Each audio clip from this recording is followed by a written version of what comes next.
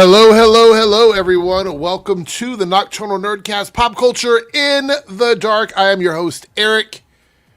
We have a lot of fun tonight. We have a lot of trailers to look at. Got a lot of opinions about trailers. So we're going to be looking at all of those. I think I need to switch my... Let's see if I can switch it here. Light mode. There we go. That was a problem. I'm like, why is it so dark in here? How's everybody doing? I'm trying to get stream elements to work on the Reloaded channel. Nightbot works on the Debunks channel. Stream elements should work on the Reloaded channel. However, it doesn't seem to be working for some reason. I don't know why. Let's see here.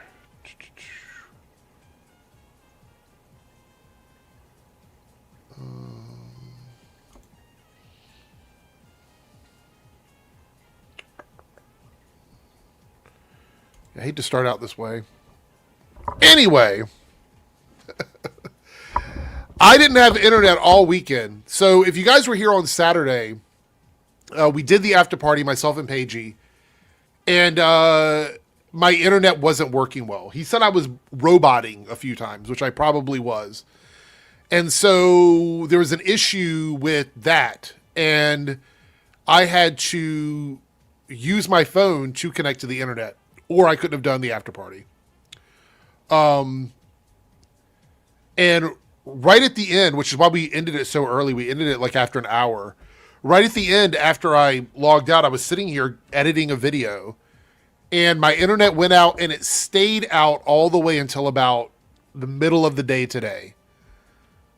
So I couldn't make shorts. I couldn't do anything. I couldn't make videos and upload them. It took up too much fucking internet speed to upload properly through my phone because everybody was using their phone. And it's because we have had such cold weather around here, things are breaking down. A club that I was working at, the HVAC unit that warms it was completely broken. So we were at the club and there was no heat. There was no heat at all. So it's been bad. All right, let's see. It says the bot has successfully joined the channel. So let's see. Does anybody else use Stream Elements? Let's see. Let's try this. We'll try this one. I think it's dupe. It's exclamation point uptime. Does that do anything? It does not do anything. This is crazy. In the most cartoonish way possible. All right. I'm going to do a separate stream where I will attempt to fix the issue. But right now, cannot. We have Joe here. Good to see you, Joe. Hey, I apparently got here just late enough that I don't know what the issue that needs fixing is. I have a auto moderating service through Stream Elements that I've used for years, and it just stopped working for me on my channel. So yeah, I've been dealing with that, and you can't really change anything until you're live, which is a problem because I don't want to spend my stream trying to fix something. Right. So I'm gonna have to do a separate stream just to work on that. The fix-it stream. Yeah, pretty much. Now on the Debunks channel, the Nightbot does work. That one works, but you can only have one Nightbot per account, and since the accounts are together, then that's the issue. So anyway, but it's been freezing cold. But however, tomorrow it's going to be 60 degrees here, and it's going to be warm for like 3 days in a row. So that's good.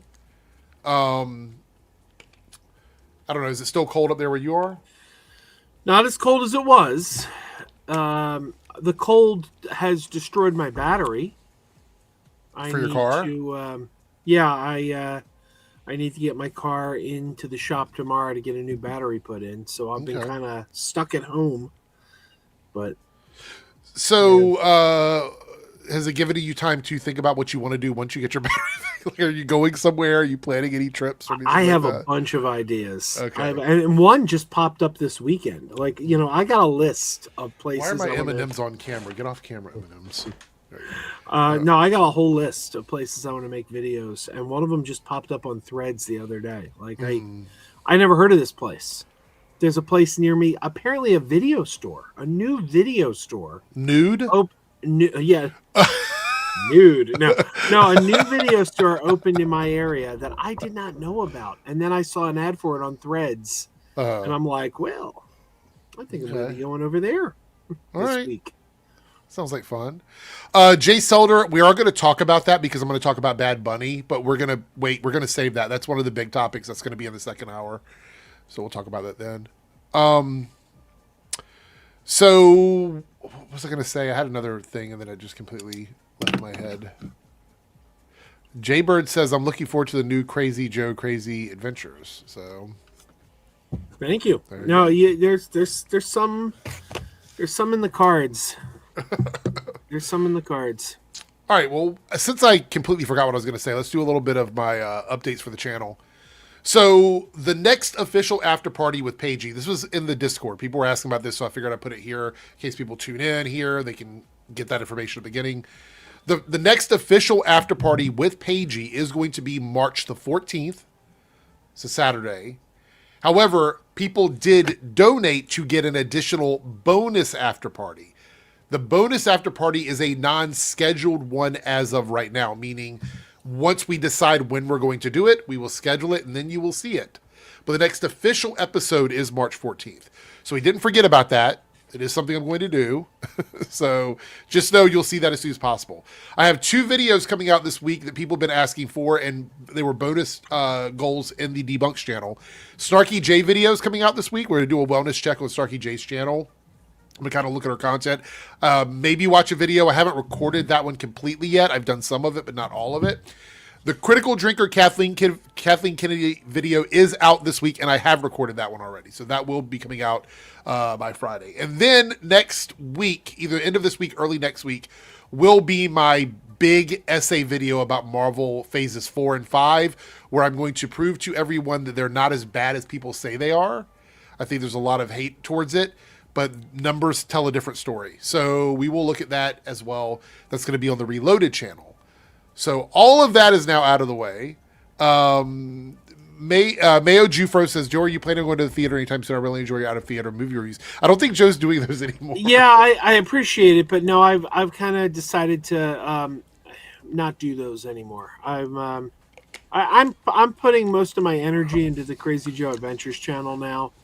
You'll still see physical media reviews on the Crazy Joe concession stand channel because, I mean, they keep sending me stuff like here, Friday the 13th Part 2 on 4K. They keep sending me stuff, so I'm obligated to review it. But most of my energy is going into. We have a Friday the 13th coming up soon. Maybe you should schedule it out. Maybe. We did get a super chat here, getting the ball rolling in the Reloaded channel. It's only 5 tonight, guys.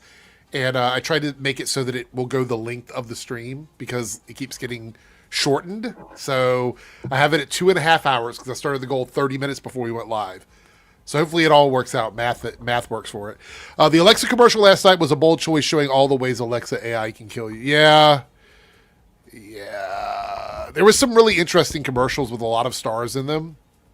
We're not going to watch any of those here, but we are going to watch. I've got 3 trailers in the pipeline for tonight. Obviously, we're going to be looking at the Puppy Bowl Supergirl trailer.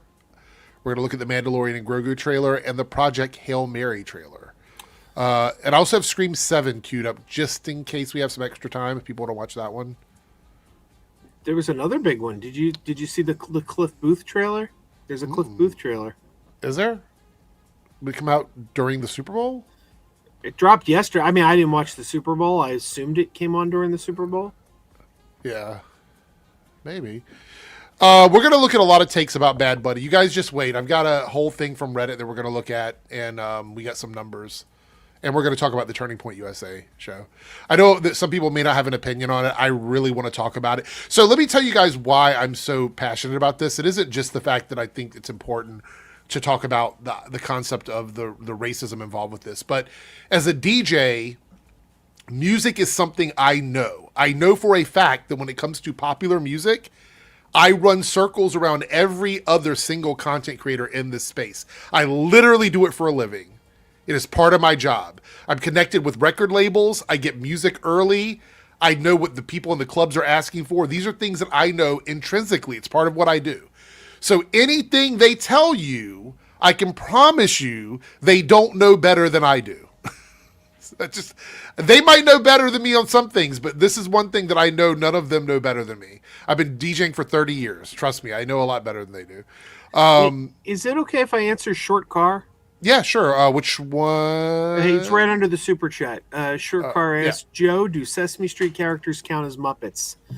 They absolutely do. They absolutely do. In fact, they were the Muppets before the Muppet Show Muppets were the Muppets. It was Sesame Street featuring Jim Henson's Muppets, because those characters, like all of those puppet characters, it was Jim Henson's act, Jim Henson's Muppets.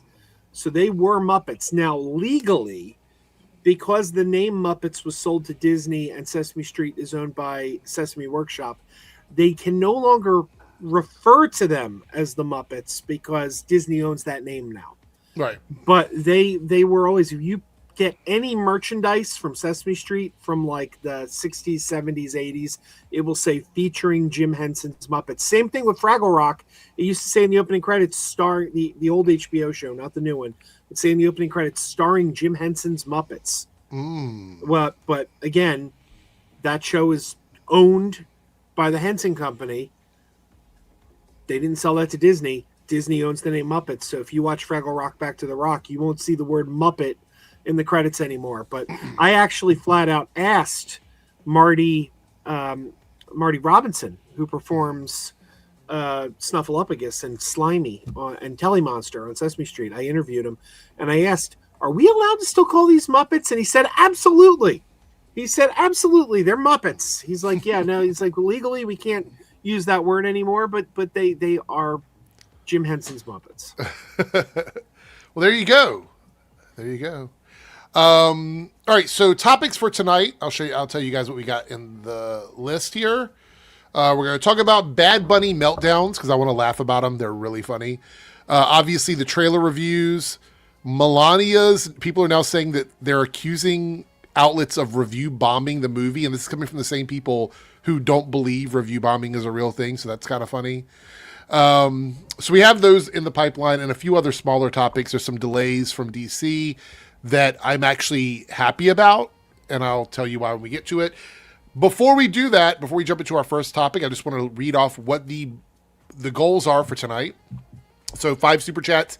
The Reloaded channel will get you one of these 4 options. Now, Joe, I think there's a couple in here that you might be really interested in.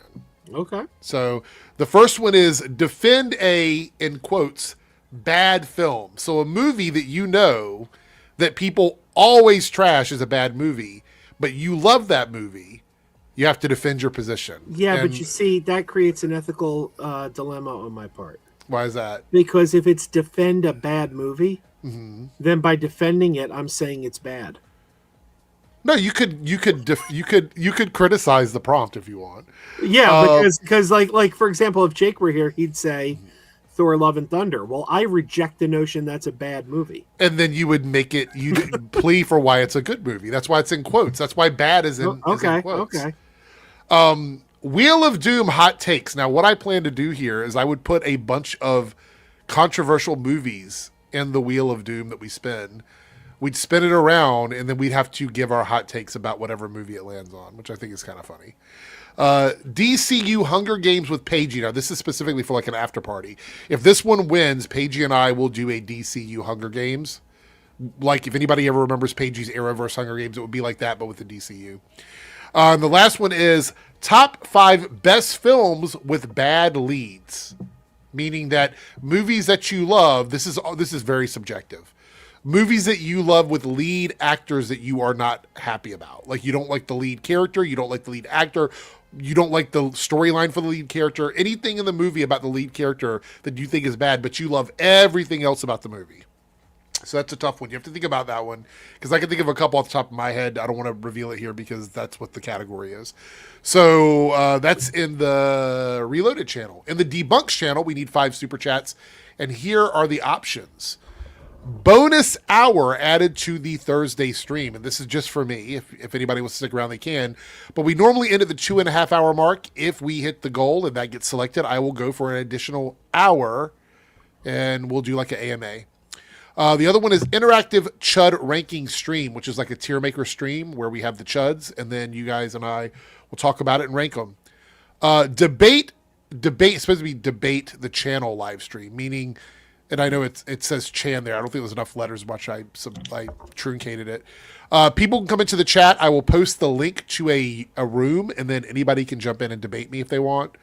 And then the last one is Nerdrotic has failed video essay. I've been waiting for that one on a long time. So if you guys pick that one, we'll do that one. Anyway, that's where we are. That's a lot of stuff to get out of the way, but I needed to do all that. Jason, he defends bad movies every time he opens it. That's mean. I have never once defended a bad movie. I have defended great movies that have been mistakenly referred to as bad. And I have given those people the smackdown and told them they were wrong. Wow. Speaking of that, Jake, welcome to the stream. I popped in, I heard Nerdrotic failed. I thought, oh, this should be good. Oh, we're not doing that tonight. That's a thing for winning the poll and the sadness. Can I bring some like here's the thing. Look, I do not want to derail your stream. Okay. Well, what do you want to respond to? Because as soon as you're done, we'll get into the first topic. It's not nothing in the chat. Yeah. Nothing in that. This is sort of a non sequitur. Okay, go ahead. So if you don't want if this is something you don't want to dive into, we got about 3 to 4 minutes of free time before we get into the first topic. So go ahead. All right. I recently did a video, as you know, responding to Steve Arts 89. Right. Okay. I had that guy not popping up in my recommendations anymore. I had kind of like don't recommend this channel, but then I watched one and now it's been recommended again. I had to like turn it off and get don't recommend this guy again. He did a video last week. I don't know if you saw this, where he was reviewing Starfleet Academy, and here's a gay man, and he criticized them for the pairing of Jet Reno and Thok. Because nobody wants to see those two. And he went on about like how he'd be supportive if they were two hot guys. And I got angry. I'm like, you're a gay man and you're telling us representation only matters if you can whack off to them. Yes. That's what you're saying. But now it makes sense because that's how the other people operate as well. Think about it. They only care about characters that they think are hot. So I mean that's how that's kind of a cornerstone of the grifty, chuddy space, is that it's whatever they think is sexy or hot and they can like goon to it pretty much. Well, I was disgusted, and I'm like, you know what? This guy, I've wasted too much of my energy on this guy, and yeah. I said don't recommend. Well, I mean that's why I haven't really like the last time I made a video about him was the last time I responded to him. So it's the right move. Yeah. So Jake, how are you doing? You weren't here earlier, so I thought I'd give you a chance to see what's going on with you. I'm doing all right. Been hanging in there. Been working on a lot, but just trying to cool down a little now. Okay. Well, I don't know who else is going to show up. We haven't seen Darren in a while. I hope everything's okay with him. I wanted to have him in for a couple of our topics that I know he was interested in. I saw him yesterday.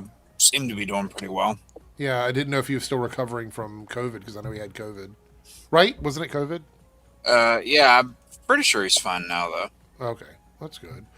All right, so let's go ahead and let me pull up my little window here of topics. Where should we start here?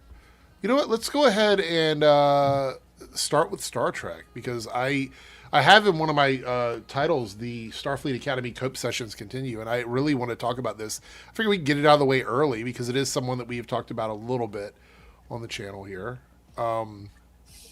So we do this. And did we talk about the last Starfleet Academy? I did briefly. I don't know if you were on when I talked about it or not. I'll tell you, I've watched that episode 3 times now. Mm-hmm. I legit cried. Like that episode was so. That one affected me, man. Yeah, the one about Benjamin Sisko, right? Yeah, I mean, DS9's my favorite Trek show, and that one multiple times they choked me up. I'm like, there were cameos I did not see coming. I was Right. like, oh man, my love. That's a perfect episode. Perfect. I can't say it's single negative. Darren's stream ended about 40 minutes ago. He wasn't by himself, but it went on for a while. Okay. Well, Oh. sometimes if he streams for a long time, he's pretty tired. So. Oh yeah, they were doing after the credits earlier. So the background. This was one of the first ones I did. I think it was myself and Joe. We were trying out the new feature with StreamYard where you can create a background in StreamYard. This was one of the ones I made. I just decided to throw it up on the screen. So, but Nice. Thank you. I appreciate it. All right, so I want to talk about this. This is from Robert Meyer Burnett, someone that I think Jake is also familiar with as well. Yeah, I've interacted with him before. Okay, so I don't know who Robert Graham is, but he's got a lot of followers. But it doesn't seem like it's fandom related stuff based on what his profile says. I never heard of him before. So let's read this, and then we're gonna read what Robert Meyer Burnett says. Right? It's a lot. Look, it's a lot. Okay. It's talking about Jaden, who is the Klingon, the only Klingon in the Starfleet Academy right now that I know of. I think they even stated that he's the only one that's in Starfleet at the moment because they had to relocate who was the people that were left from the Klingon civilization to a new planet. So he's the only one. All right. So Robert here says, here's an example of I don't know why Starfleet Academy is in quotations here.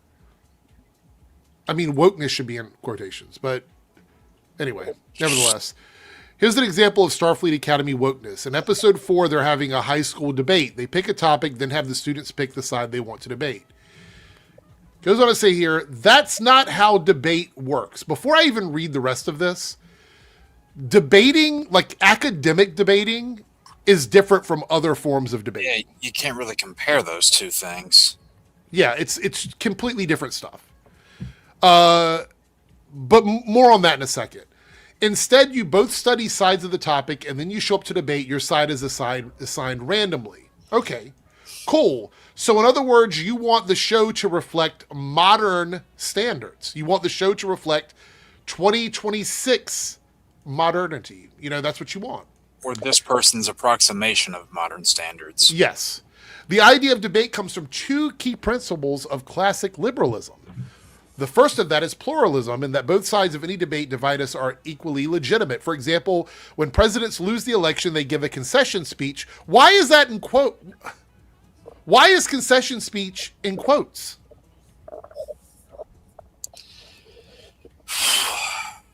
What's up, Ronan? What's up, y'all? We're reading something about Starfleet Academy, so just get ready for this. But why is that in quotes? I don't understand that. Okay. To make it clear, their supporters that their opponent's win was legitimate.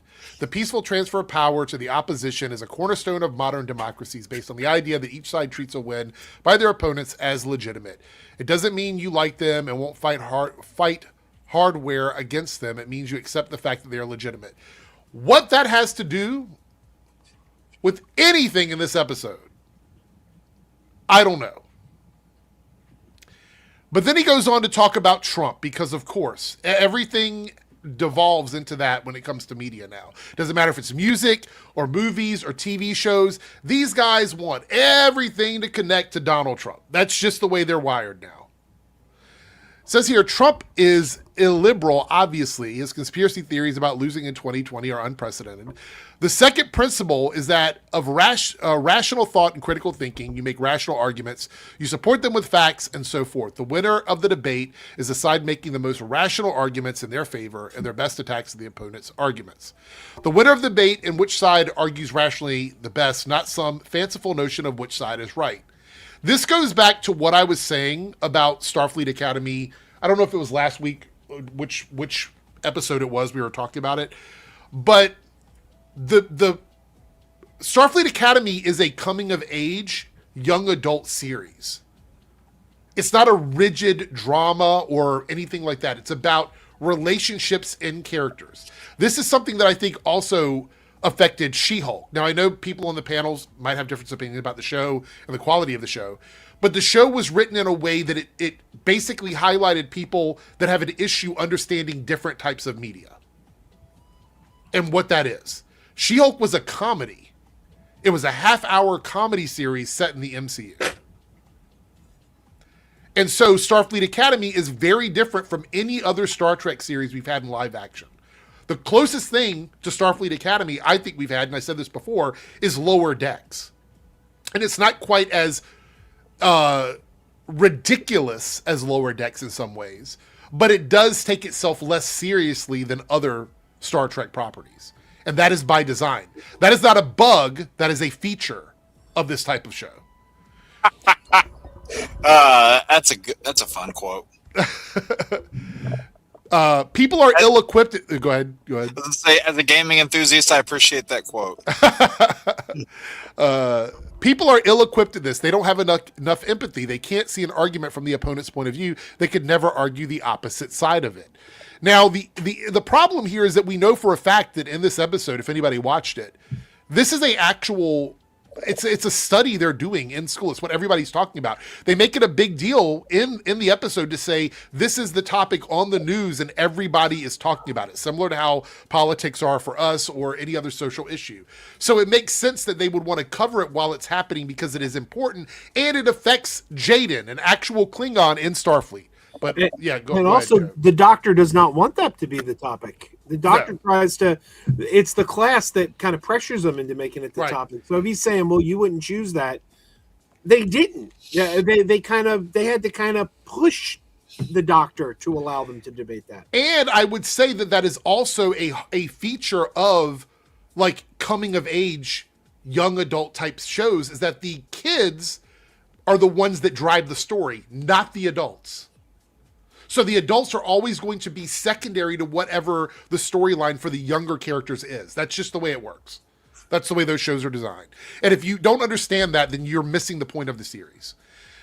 And then he goes, both sides, Trumpists and the woke, so now it's the woke, are tearing down our classically liberal institutions. The MAGA right is worse at the moment, but woke left is also pretty bad.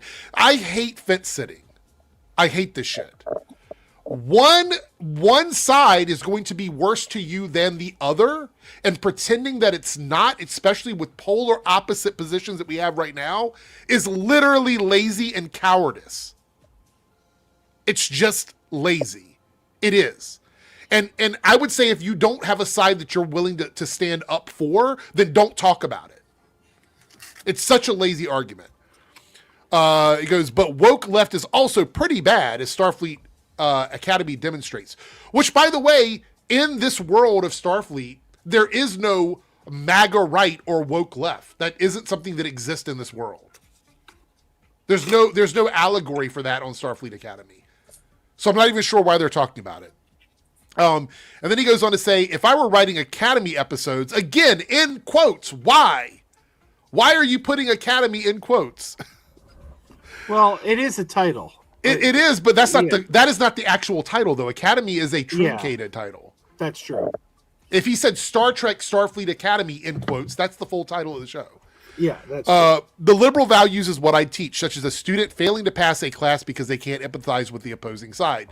That's the thing. They're not trying to actually do that because it is a show where the any sort of stress or pressure that the characters are dealing with, it's about relationship. That's it. It's not about academics. It's not about war. It's not about politics. It is about the relationships between the characters. Any sort of penalties that they would receive as a character in the show would be learned through relationship loyalty test, struggles, things like that. These shows don't put people in prison for 5 seasons because it's about teaching lessons to a younger generation. That's the point of the show. You let the kids make mistakes, and then the kids learn the lessons from the mistakes. That's how these shows are written. Goes on to say, I trace that empathy all the way down, where in the end, the student learns that while they still support their side, they see the opposing side as not an evil caricature as they thought it was. Where in this episode was there any allegory towards, and Joe, you would know because you probably watched it a couple times. I've watched it a couple times. Where's an allegory towards MAGA and wokeness? No, there's nowhere in this episode.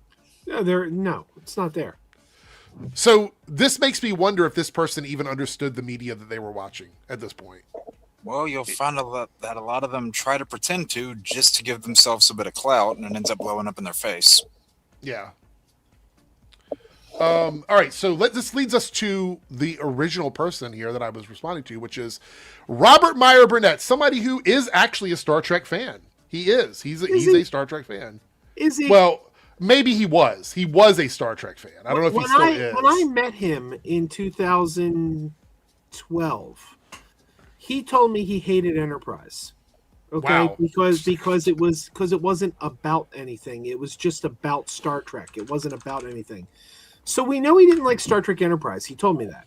So it's been 26 years since he's liked anything with Star Trek. Exactly. He didn't like the J.J. Abrams movies. He didn't like Discovery. He doesn't like Strange New Worlds.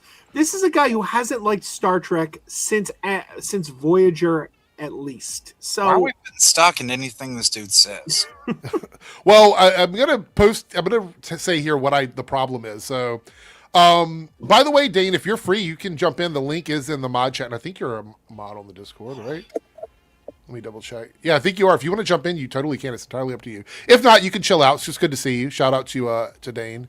I've never met Dane in person. I encourage him to join the chat. I never actually spoke to Dane. So Robert Meyer Burnett here says, this pretty much sums up everything wrong with Kurtzman's intellectually dishonest version of Trek. I don't even know what that sentence means. An intellectually dishonest version of Trek? How do you call something... Intellectually dishonest would be someone doing something. It's not a blanket statement about a series. That doesn't make any sense. Also, this sums it up. This is it. This is your argument that they don't debate the way they debate in modern times. That's his issue with it. He goes, although I leave the word woke out of it, the points are salient.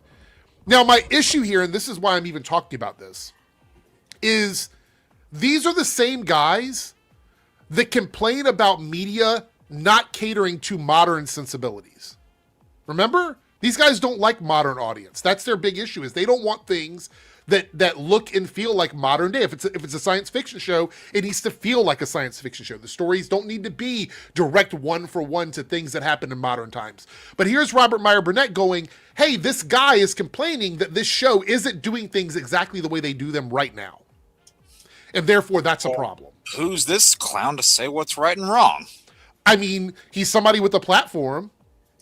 You know what I mean? Like, I feel like he doesn't have he's not the end-all, be-all of Star Trek. You're absolutely right. But he has a platform.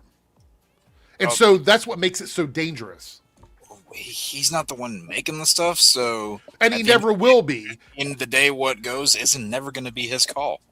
In a little bit, we're going to talk about why people like Robert Meyer Burnett and people on this side of the spectrum have no real say in this, because they're not creative people.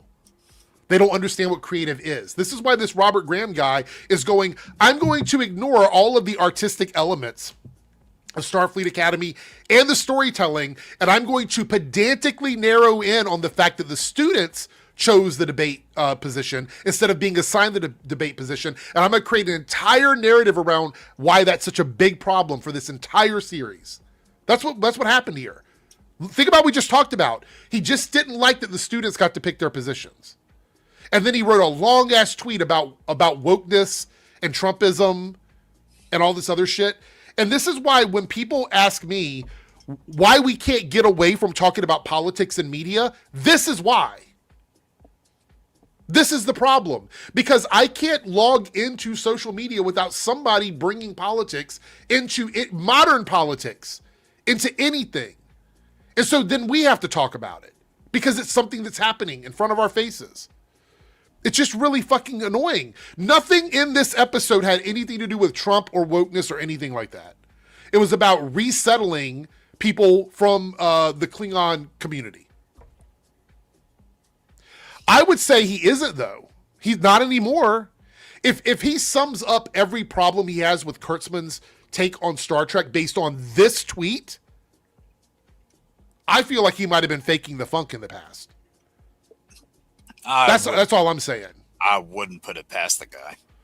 Now, Joe, you actually you were someone who was fond of Robert Meyer Burnett before all of this happened, right? Robert Meyer Burnett, long before he was doing YouTube, he made a movie in 1998 called Free Enterprise. I don't know how many people on the panel have seen the movie, but it's about two guys in their early 30s who are obsessed with Star Trek. I saw that movie when I was, just under 30. I was obsessed with Star Trek, and I watched this movie, and I recognized myself in it. Mm-hmm. And my best friend, the two main characters reminded me of ourselves. And that movie meant a lot to me. I'm like, this movie is so personal to me. I get this movie. I understand this movie. I understand these characters. And I have, signed by Robert Meyer Burnett, William Shatner, and Phil Lamar, and Deborah Van Valkenburg, a poster for the movie Free Enterprise hanging in the upstairs hallway of my room. It was given to me by Robert Meyer Burnett in person. So I was a huge fan of his. And he has really let me down lately. Like, of all the chuddy stuff we see lately, it's his stuff that kind of hurts the most, because I really liked this guy. Yeah. And I feel he knows better. Oh, the old saying, never meet your heroes. Yeah. Yeah.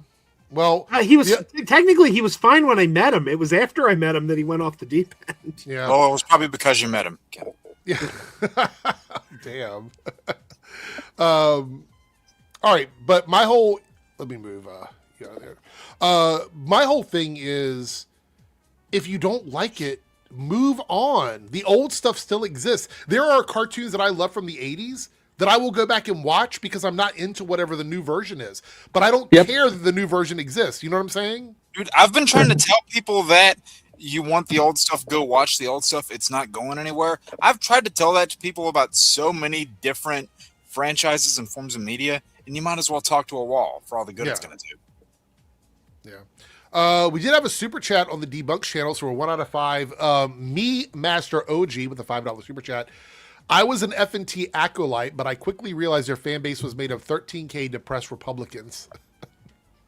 That's a lot of Republicans. Well, I like depressed Republicans. That's pretty funny. Your boy Zach was right. F&T is a slimy misery magnet. That is true. That is true. The thing that really bothers me about all this, and this is probably slightly off the path here, is I have family members that are conservative, and many of them would identify themselves as Republican over the years. And we never really fought about stuff. We always joked about politics and things like that, but we never really truly fought about stuff. And then MAGA came in, and almost all of them immediately became the most hateful people I've ever known.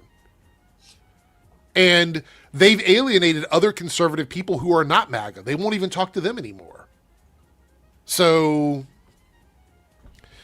I feel like it's the extremism aspect of it. And I know some people go, oh yeah, but actually there's people like that on both sides. No, I don't know anybody. I know a lot of people in my family who are more progressive that allowed those folks to be as hateful as they are for a long time before they stopped talking to them.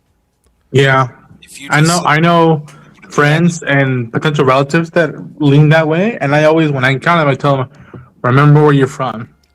Remember that, like, as much as you want to pretend you are this image you cultivated, remember where you're from.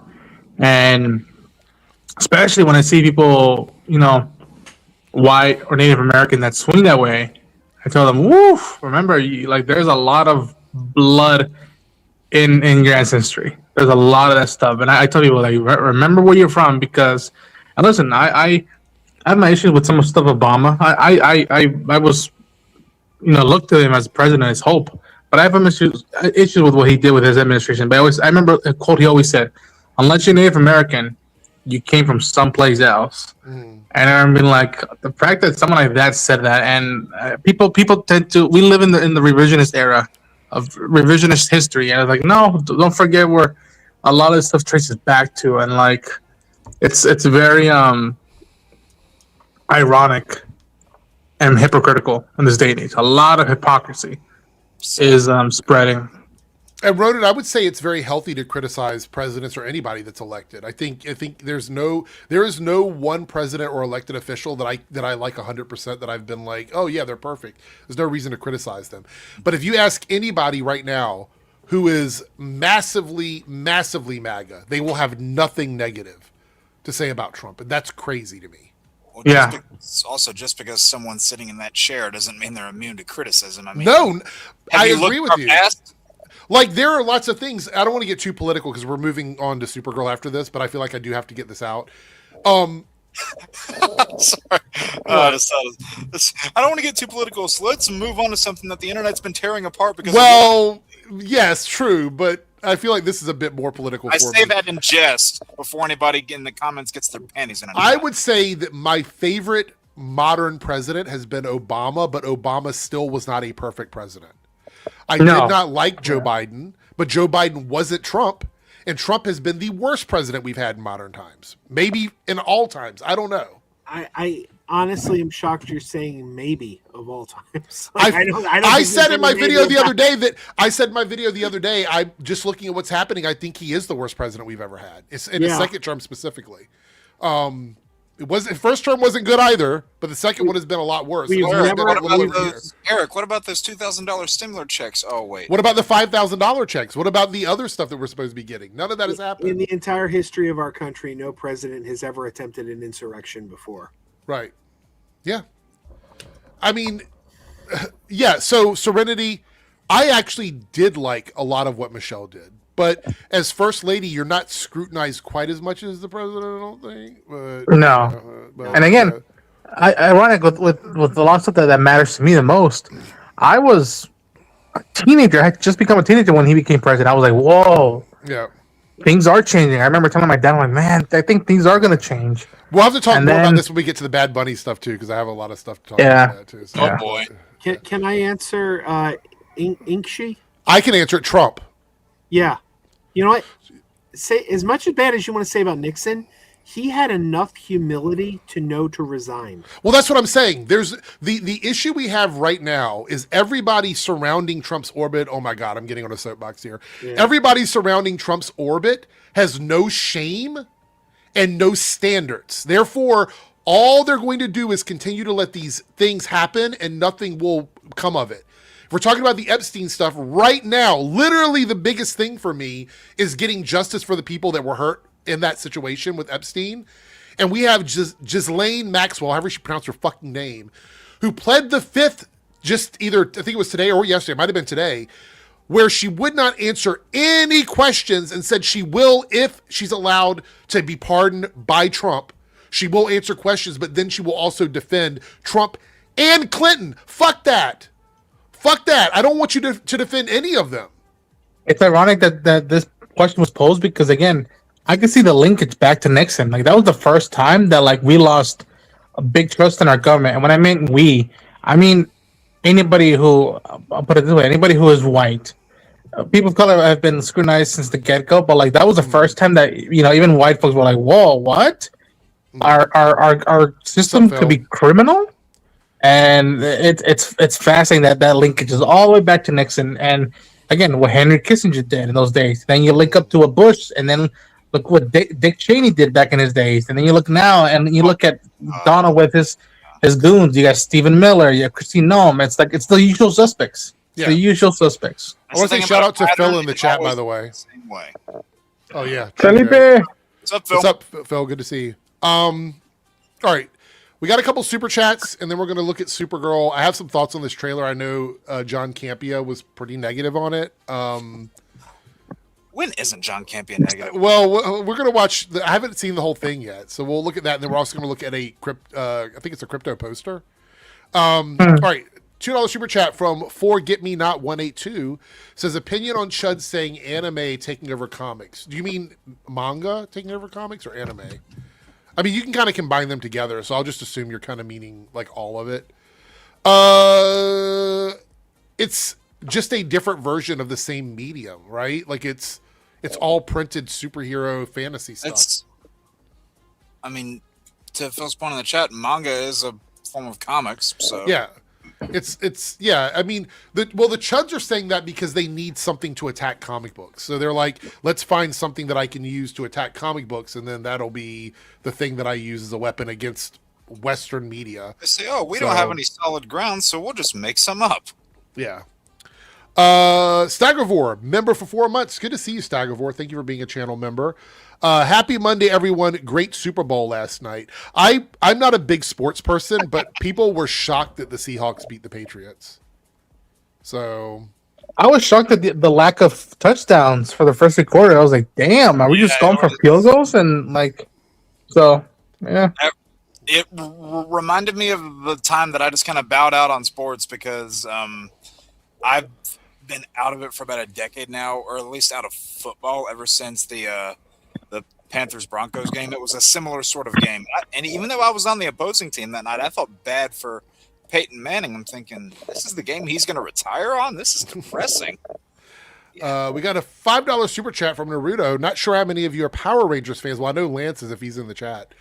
But as of last night, oh yes, Super Sentai has officially ended after 51 years on air. That's so I'm not a massive Power Rangers fan. I don't think that Joe is either, right? Power Rangers. I've never watched it. So Jake or Ronan, if both of you are, what do you think about this? How does this like work? How is it affecting the Power Rangers community? I should ask. I like Power Rangers. I'm not a big fan of it though. Sorry. Yeah. So I mean, I definitely felt the impact, like after it being on the air that long, but it wasn't one of those things that, you know, that had like a tragic ending. It's like, oh no, we're not going to get it anymore. It felt like it had more than run its course. But, you know, with all the different forms of Power Rangers media that we've got over the years, that's one of the better things about it that I almost think blends into the same sort of conversation as comics. Because there's so many different versions of it, you've got something for everybody. Right. Okay. I'll be curious to see what Lance has to say because I'm sure that it'll be discussed on the Party Nation. Yeah. Or more likely on the Ranger Nation show that he does. Oh, that's right. That's right. But he's got to wait a whole week to talk about it. So, yeah. All right, we got a $2 super chat from Cartoon49, bringing us to 3 out of 5 on Debunks. We're 3 out of 5 on Debunks and 2 out of 5 on Reloaded. So Debunks is beating Reloaded in super chats right now. Fave horror movie in the past decade. Mine is Get Out. Does anybody have a favorite horror movie from the last 10 years? That's a good one. Does Get Out count, actually? Yeah. I mean, it's not 2020. Isn't that like 2017? So I mean, it is. Oh, yeah. Let me look at the 10-year thing so I can remember this because I'm having trouble remembering the 10-year spot. Go ahead. If it does line up within the past 10 years, I think Annihilation. It's kind of horror, but like it creeped the shit out of me. In that experience, Alex Garland as usual. It's another one. One that sticks out of my mind is the one I saw 2 weeks ago. I got to be honest. Send Help? Oh. Yeah. Nice. Well, I wouldn't have thought it was a horror movie myself. I don't remember if it was within the 10 years. Does the more recent Invisible Man count as a horror movie? That was 2020. Okay, that would be mine then. I love that movie. It was really good. I might agree with that. That might be mine too. I was going to initially say I Saw the TV Glow. I Saw the TV Glow, but it might be Invisible Man. And I was going to say, what is that? Fuck. Hold on. Let me think. Quiet Place? No. Skinamarink? Is that the movie with like the weird no words or whatever? Is that what it's called? I didn't see that one. Hold on, let me see.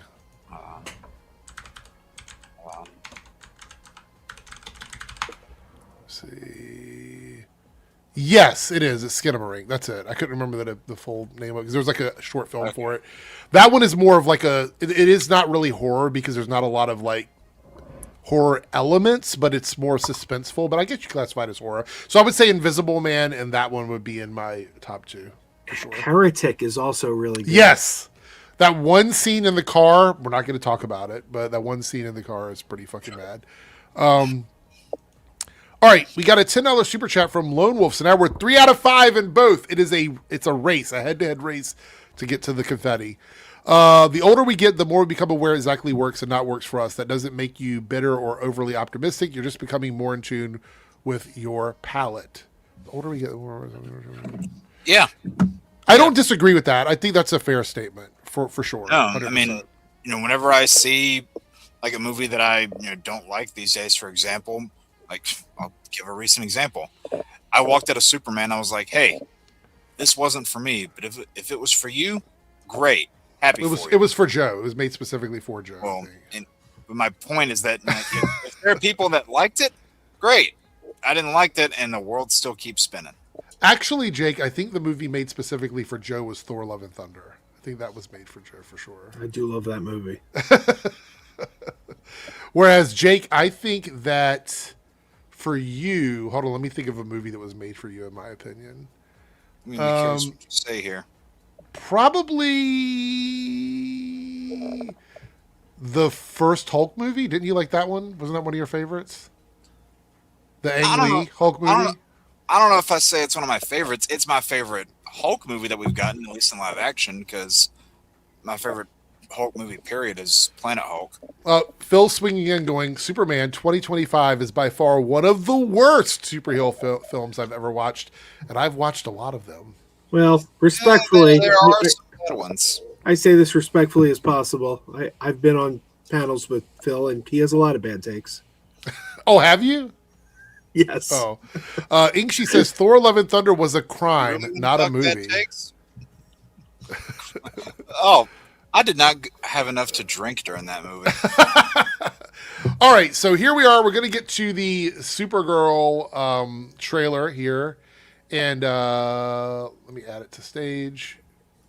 And since we're watching a trailer, I'll leave it like this. Because I added this one in for fun. But this is okay for reading articles. I think for watching trailers, it's better to have us all on the same side, I believe. All right, here we go. This is the Supergirl Puppy Bowl trailer, which has people complaining, just like the Mandalorian and Grogu trailer has people complaining. So, let's see. The only part that was new was like the beginning part of it, right? Yeah, that's what we said the other night. Everything else was the exact same. Yeah. That's why I didn't make a video on it. I was like, it's pretty much. I mean, he's dirty in that shot. All right. You compare that to how he looked in Superman, and he was like, very well kept. And it's not the case here. So, what are our thoughts on this now that we've seen it? Any opinions? Because I know I like dogs. It's not worth the whole reaction, but yeah. I'm pumped for this movie. I'm pumped for it. I'm excited for the movie, but I only have one complaint. What's that? Puppy Crypto. He looks really fake. He looks like a cartoon. Yeah, like when I watched the first Superman trailer, people kept telling me Crypto's CGI, and I didn't believe them. I kept saying, no way, that's a real dog. Like, he looked real. He did not look CGI. In this, he looks CGI. Yeah. I will say for me, I don't know if this is going to convince people that watch the first trailer to go and see the movie, because so much of the first trailer is just in this trailer. I feel like this is the puppy aspect of it could have just been a teaser, right? Because the trailer part we'd already seen. However, over on Twitter, the Puppy Bowl outperformed the Kid Rock halftime show, more than doubling its viewership with 12.8 million viewers. Of course, Puppies versus Kid Rock. Of course it did. Yeah, I just thought I'd amazing. It doesn't take much to outdo Kid Rock. I do want to pull up. They did have a poster. I think I bookmarked it, of Crypto as a puppy, which is adorable. But even here in this poster, it's very cartoony, right? Wouldn't you guys agree? This is very cartoony. Oh yeah. Poster. Okay. I hope they sharpen it up before the movie comes out. Yeah, my only concern is this is a promo poster, so I'm feeling like this might be the finished version of him as a because we might not be seeing him as a puppy for very long. I mean, that might just be the beginning where she meets him, and then we fast forward to where they are today. I'm more excited for this than I was before Superman. I don't want to be negative about this, but I do have something to say, and I'm trying to find a way to say it that isn't bad because I'm excited for this movie. People might think that out of this poster is an anime movie. Yeah. Yeah. Look, this is still my most anticipated movie of the year, then probably Doomsday and Spider-Man, right? Those are my three. Okay. I can see that.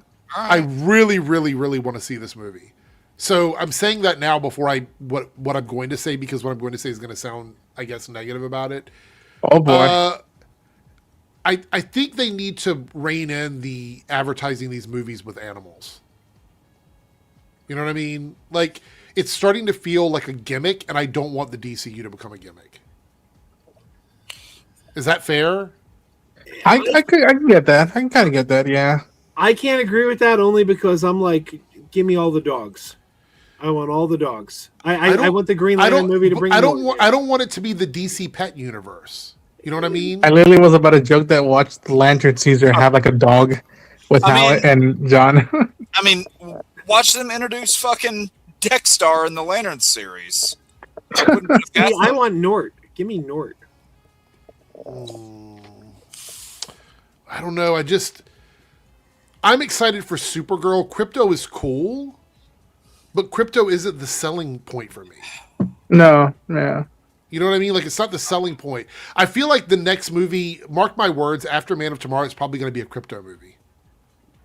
I think they'll just do kind of like what Marvel did with Groot and just give Crypto a series of shorts.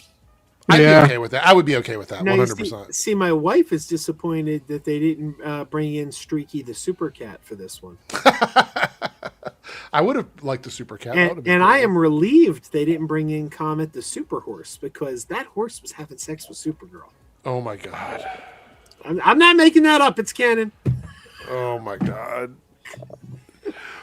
No, but look, just give me Ace the Bat Hound, and come back here in a year when they are like, oh, we're gonna do a Crypto Super movie. I'm sure that'll be something we'll see. I don't know. We'll see. I'm still excited for this movie. It's still my number one film. I also think it's really funny. I see a couple people in the chat talking about this. I don't think that it's, and I'm not saying the internet has to be fair. I don't think it's right to be like, you can only say good things about something that you're excited for. I think that's a very toxic way of looking at stuff. As long as I'm not bashing it for something completely, like saying, oh, it's a woman or there's gay people in it, I think it's a fair take to go, I'm not excited for Crypto as much as I'm excited for Supergirl in the Supergirl movie. I don't think that's a hot fair. take. I don't think that's a hot take. That's fair. Yeah. I like Crypto. You're allowed to have criticisms. I like Crypto, and I felt the same way in the book. I was like, I like Crypto, but also it's Kara's story. It's her that I'm intrigued by. One of the biggest damages that have been done to the internet space when it comes to movie criticism is expecting people to glaze everything. Or, you know what I mean? just when they're a fan of it, or when it's something they like, it's misinterpreted. I have been on the front lines for Supergirl, making video after video after video, and then people are like, oh, but you don't want to see the dog? You're just a hater. You know what I mean? Like, what kind of dumb shit is that? That's what I've been feeling, you know, and we'll talk about it later when we get to the Mandalorian and Grogu stuff, but I have specific thoughts on that ad and the approach towards it, and I was like, I have my thoughts on it, but like, yeah, it's always, I always tell people, like, even when I don't like something, and I talk about that now I'm not liking it, I'm not gonna start dropping 5 videos across 5 days telling you why I'm right and you're wrong. Right, exactly. That's a really good point, Ronan. I'm not gonna make a video going, Ronan. I'm not gonna make a video go that Crypto is going to ruin Supergirl. Like, that's not a video I'm gonna make. You know what I mean? I got shit to do. Right. Just like what you like, don't like what you don't like, but you don't have to be an asshole to somebody because they either like something you don't, or you don't like something they do. Just have your own fucking opinion and move on with your life. I agree. And if somebody tells me they're going to see the movie because of Crypto, great, wonderful. That doesn't bother me. Did you see? Not to throw it back, but it is relevant. Did you see what Robert Picardo said about the Star Trek Starfleet Academy critics on Twitter recently? I mean, he said a few things. Which one are you talking about? He said that back when Voyager was on, there were critics who didn't like the show, and they just didn't watch the show. He said modern day fandom, it's not only that you don't like something, it's that you have to convince everyone else that they shouldn't like it either. That's absolutely 100% true. Yeah, because I don't care if people want to go see the movie because of Crypto. I'm not even saying that. That's not even my take on it. Like Jay Bird here, this is valid. I used to like Eric, but then he said he didn't like a dog in a trailer. Now he's my arch nemesis. Okay, that's valid. That's valid, Jay Bird, 100%. Oh, Eric, you've made an enemy tonight. I know. It's too much. I think Crypto looks adorable. I think he's a very fun character. I really enjoyed his energy with Supergirl at the end of Superman, which I've said repeatedly. I think I've got enough good graces about me when it comes to this movie that I can say I don't want Crypto to be the main selling feature of the Supergirl movie. Hot take. The 3 live action versions of Crypto that we've gotten, which is weird to think we've gotten 3. And I won't say exactly why, because I want Ronan to see this for himself. Even though we get the least amount of screen time from Crypto and Superman and Lois, I still prefer that over the other 2 versions. I think the Superman and Lois version looks more like the one that people most recognize from the comic books. It's not there for long, but I got more out of it in just that little bit than I did in either Titans or Superman. I will admit, though, Crypto as a mascot is going to sell a lot of merch for DC. Oh, yeah. It's going to be the... That's 100% for sure that's going to sell a lot of merch for DC. It's going to be the group that all over again. I already own a Crypto t-shirt from the Superman movie. Yeah. So I'm not doubting that. I mean, definitely, look, the reason why they went back to the Puppy Bowl is because it worked for Superman last year. Which, by the way, I think it's funny. A lot of people, I'm going to drop this down for a second while I talk about this, and then we'll talk about something else. But a lot of people got mad because I was talking so much truth about the whole Netflix Superman comment that happened last week in the comment section. A lot of coping about it. Oh, with friggin' with Ted Sarandos and Bruce Campbell. Yeah. It's so funny to me that people were mad about that.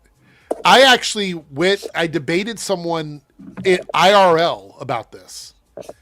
And I told them, I said, so your standard is that if a movie is released before the 45-day window, it is certified a flop or an underperforming movie. That is your stance on this. And they said, yes, that's the stance because that's what theatrical windows are. First of all, that's dumb. That's really dumb. Insane. Secondly, Minecraft movie came out in 39 days under Warner Brothers. Did you see the Harsh Critics video on that? No. He's like, you guys are trying to bring up Minecraft and Jurassic Park. Nobody mentioned those. And it's like, so what? So what? Nobody mentioned them. It's the same thing, whether you mention them or not. Minecraft came out in 39 days, and it still went on to make almost $1 billion. So the whole point is Ted Sarandos was just saying what he needed to say to make this deal happen. That's all that was. He was trying to commit to a 45-day window, and he used 2 very recognizable movie titles to do it, Superman and Sinners. But then people took that comment and ran with it. They went, oh, so he's saying that Superman underperformed because of this. If you'd read for more than 5 fucking seconds, you'd know that's not what was said. But those guys are so... Doesn't mean I agree with what was said, but people love to take that stuff, like, you give them an inch and they run a mile with it. I conceded that somebody that didn't take in the full context could misunderstand what he was saying, but once you look up all of the context, there's no way you can misunderstand what he's saying. So, once you look up all the context, but also, there are too many people out there that choose to be purposefully ignorant about these things. They go, true. I'm not going to look into this because it's too much work to read a damn article. I'm instead going to sound like an idiot in an attempt to gain clout. Staggervore, the $4.99 super chat. This brings us to 4 out of 5 super chats and Reloaded, and 3 out of 5 at Debunked. So Reloaded is pulled ahead ever so slightly. Ace and Crypto were the only DC pets to appear in the DC animated universe. Is that true? Well, not in the Super Pets movie. In the Timverse, you mean? I was going to say there was a Super Pets movie with a lot of characters. So it's a good movie too. I think they're talking about the Timverse, like BTAS, Justice League, Superman, all that stuff. And to that point, I think they're correct. Yeah, this sounds right. I don't remember because when they went to Oa in Justice League, I don't think there were any pet lanterns there. So what's the name of the cat from Young Justice that hangs out with the Chaos Lord? I can't remember. Does anybody know the name of the cat? That cat was the best. I never finished it. Young Tickle, something like that. Yeah. Tickle. Yeah. So good. All right, so we got a delay from DC, and for once, I think this is actually a good thing. So let's take a look at what's been delayed. DC Studios' Clayface has been delayed from September 11th, which was a cursed date for any sort of movie release, to October 23rd, 2026. I'm just kind of glad they moved it off that, if nothing else, but moving it to like right before Halloween is yes, thank you, Jake. That's exactly what I was saying. This is a what move they that should makes have done from the beginning. Total sense to me. This is going to that. help this movie so much in terms of advertising. It's a body horror movie. It's coming out right before Halloween. This is the perfect thing for them to do. This delay makes sense to me in every possible way. Does anybody disagree? What are your thoughts on it? Because I know some people have opinions about Clayface that aren't particularly good. But no, logic. This makes sense. Yeah. Lean into the Halloween aspect. Lean into the horror aspect. Like, own those 2 weeks in the cinemas of like, you want to hang out in the movie theater to see a horror movie? Come and join the DC Studios. We got a creepy side to us. It's going to be a long Halloween.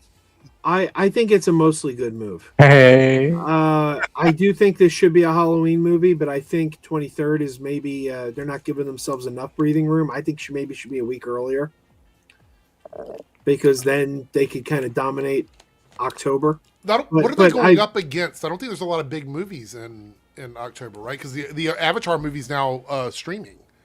Yeah. So, right.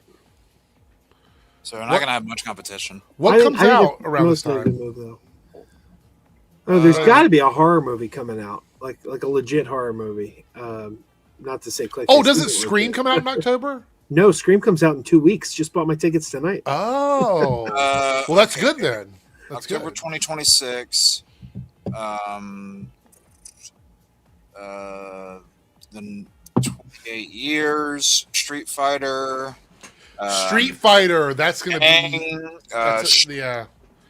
Dracula, Strangers Chapter 3.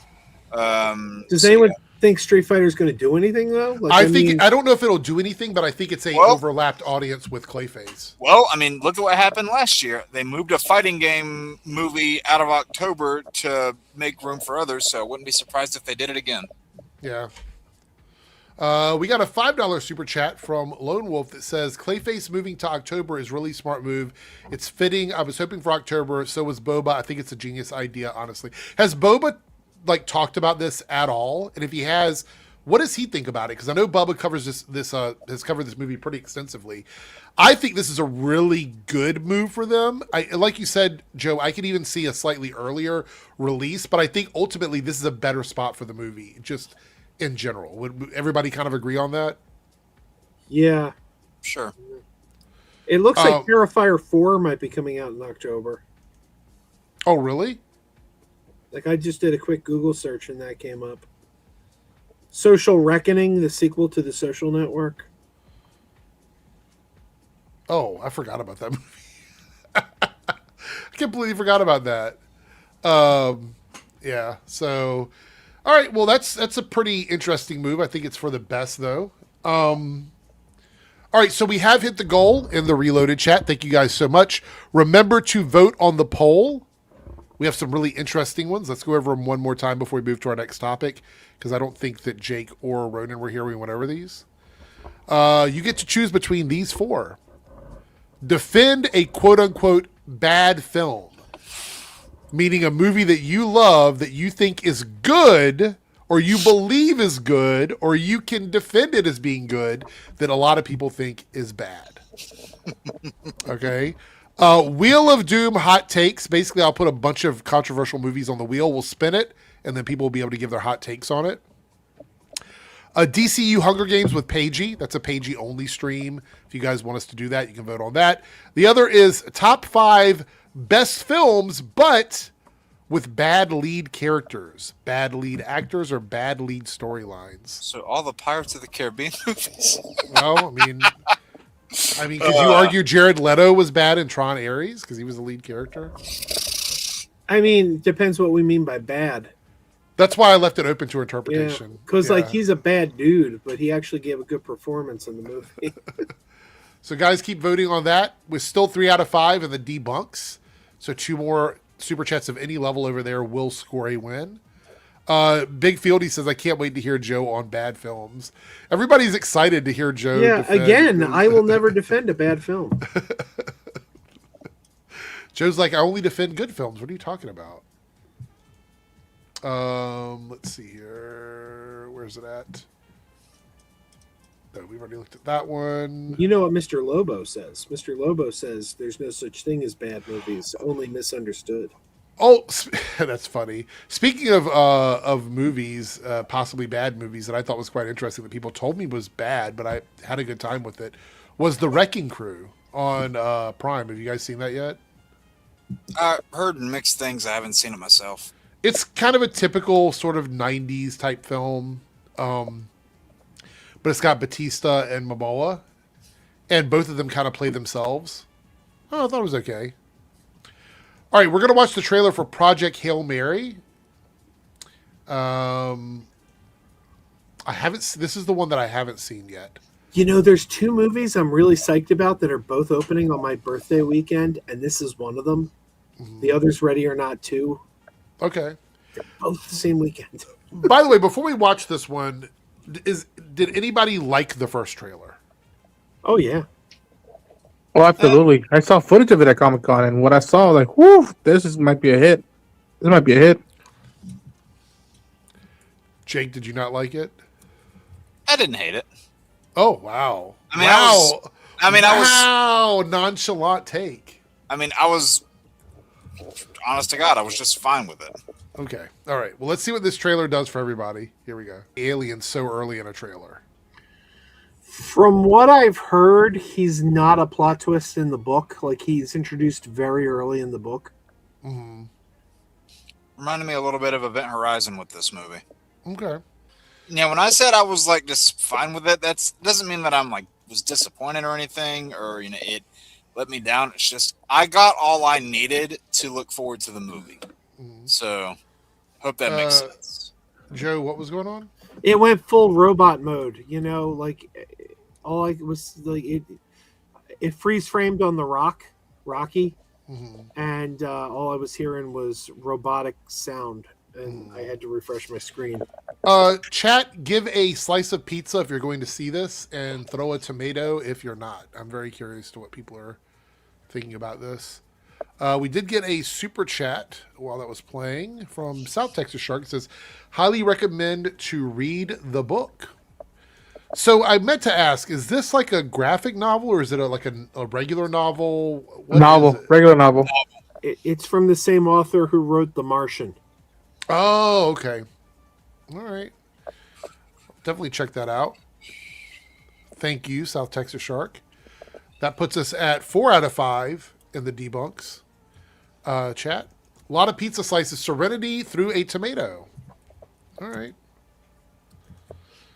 There's a lot of shit coming out this year, so I'm just going to have to pick and choose. Harrison with the pizza slices. Lone Wolf. Dalton. Throwing some pizza. So I like the trailer. I think this trailer is appealing to people that want to know more about, because that first trailer was a little, I don't want to say confusing, but it was a bit more ambiguous about what was going on. This one kind of tells you the setup for the movie. I would argue, without reading the book, and anybody that's read the book, maybe they can tell me otherwise, but I would argue it tells a little bit too much about the movie for my particular taste. I haven't read the book. Oh, look who's in here. Name you recognize, Joe? I love The Martian. Oh, this guy was in Max's stream the other day. Somebody trolling Sean. Yeah. All right, let's see. What do we got here? We got another trailer. I think there was another one, right? Was there? There was the Adventures of Cliff Booth teaser. Just curious, what's everybody more excited about? The Project Hail Mary or Ready or Not 2? Project Hail Mary. Project Hail Mary for me. See, I think I'd go with Ready or Not 2. Because Ready or Not 1 was one of my favorite movies the year it came out. All right, we got the Mando and Grogu trailer as well. Now, this is the one I haven't seen much of this at all except still photos. But people are pretty much talking shit about it. In fairness, there isn't much. So. Before I watch I don't want to. Yeah, I'll get into it once we watch it because you keep reverting it to one way. I'm like, there's another way to refer to it. Yeah, so I'm gonna watch it without knowing much other than a couple of still photos, and here we go. Watch Eric just fucking fly off the handle.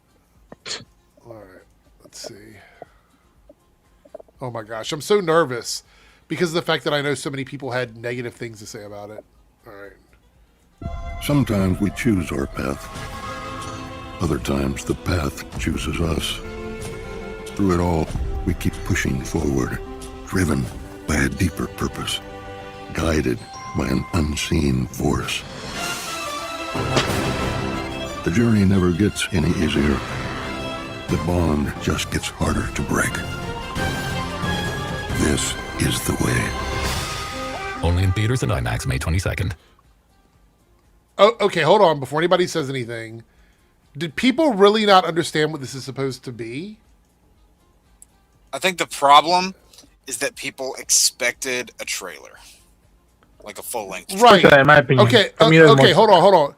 It is a parody of a beer commercial. Yeah. A spoof. Yeah. Oh, I know that. Yeah.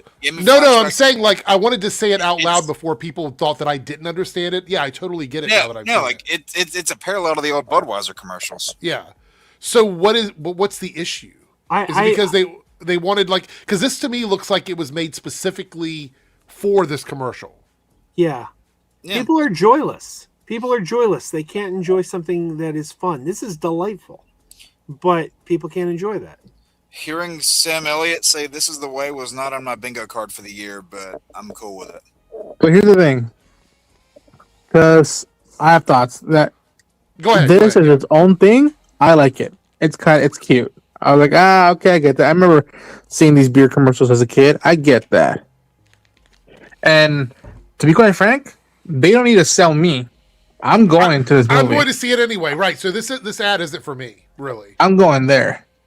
Thing is, I can't ignore the notion that I've been hearing that people don't know there's a new Star Wars movie coming out, and they're going, "Huh? Like there's a new Star Wars movie coming out, and when does it come out? Oh, in a few months." And again, I really liked that first teaser we got for the movie, but I remember I was watching, I was like, "Wow, a lot of people weren't into it," and I was like, "You would expect that when you're 4 months away, you come in swinging with a big trailer and be like, guess what? Star Wars is coming back to cinemas. Be there or be square." And this felt for me like a missed opportunity. Mm-hmm. This felt, especially hearing that so many companies pulled out. It's like, okay, it's open field. Whoever makes a big statement, people are gonna know about this. And I don't know. Again, as its own thing, I liked it. It was fun. It was cute, but I see the outskirts or the I guess the meta-ness is you missed an opportunity here to really start the marketing push for it. And I saw people were like, "Is this part of the movie?" And no, I highly doubt this is part of the movie. I don't. Now, I don't could be wrong. I don't know if this is it might be something referencing a scene in the movie, but I don't know if this is actually from the movie. We haven't seen the Tauntauns since Empire. Yeah. Yeah. Again, they got me with that. I'm like, ooh, Tauntauns, but people will be like, "Oh, wait, is this a movie or is this just a commercial or is this a TV show?" And that's the thing I have worried with this going into it. Now, granted, it's not my money, it's not my company, but I want the momentum going into this movie being like, fucking Star Wars is back, man. I want to show this ad. I'll let you guys speak for a second, but I want to show this ad to the people in the chat that don't understand what they're referencing. I'm going to show you an example of what they're referencing. All right, you're about to take me back down memory lane here. Here's a 1986 Budweiser commercial. Strength, pride, tradition. For centuries, the Clydesdale has been known as a special breed. Today, the Clydesdales symbolize Budweiser's dedication to quality, superior ingredients, exclusive beechwood aging, and a distinctively clean, crisp taste that only Budweiser can offer. Quality taste. Because this Bud's for you. See, this is what they were doing. Watch Exactly. this probably not get copyright, but the Supergirl trailer will. Maybe. And listen, I know what Joe's saying about some people aren't fun or they're heartless. I get that, but I also like if it's weird because it's ironic that like Doomsday already has 4 mini stories or quote unquote teasers, the way or clues, if you will. Those have been saying they already have 4 of those out, and the movie is a year away. There's already enough push for that movie already that if they didn't release anything, I'm like, that's enough. That's already that's enough to like zipper on. With this movie, it started its marketing only a few months ago, and the movie comes out in 4 months. And I feel like Solo had a better momentum going into it than this one. No, Isn't it May? No. Isn't it May? May, yeah. It's 3 months. No, Solo had no momentum going into it. It's too soon, quite frankly, to start marketing this movie too heavily. Studies have shown when you start marketing the movies too early that people think they already came out. It's dangerous. It's dangerous to market too early. In fact, quite frankly, they're marketing Doomsday way too early. You're going to see a marketing push for this probably starting March. Hoppers is coming out in March. Pixar film. That's my guess. It's a Disney movie. You're going to see a full trailer sometime around the time of Hoppers.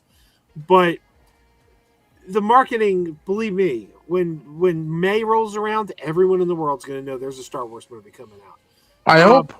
But this was just fun. This was just fun. But I've seen people who know better, like Peter Sciretta, the founder of Slash Film. He tweeted out that this trailer, or this commercial, made him less excited to see the movie. And I'm like, what? Like, that doesn't even make sense. I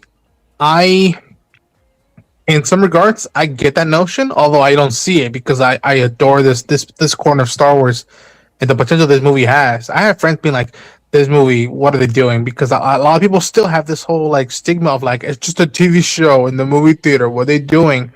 And what Peter was saying, I think what I think at the basis what he was getting is that like you had an opportunity to make a big statement, and they chose a spoof, which it's there, and some people thought it was cute. I thought it was cute, but like you would want to make a big statement. Now, I do agree with Joe now that okay, we didn't get nothing for the movie in today or yesterday.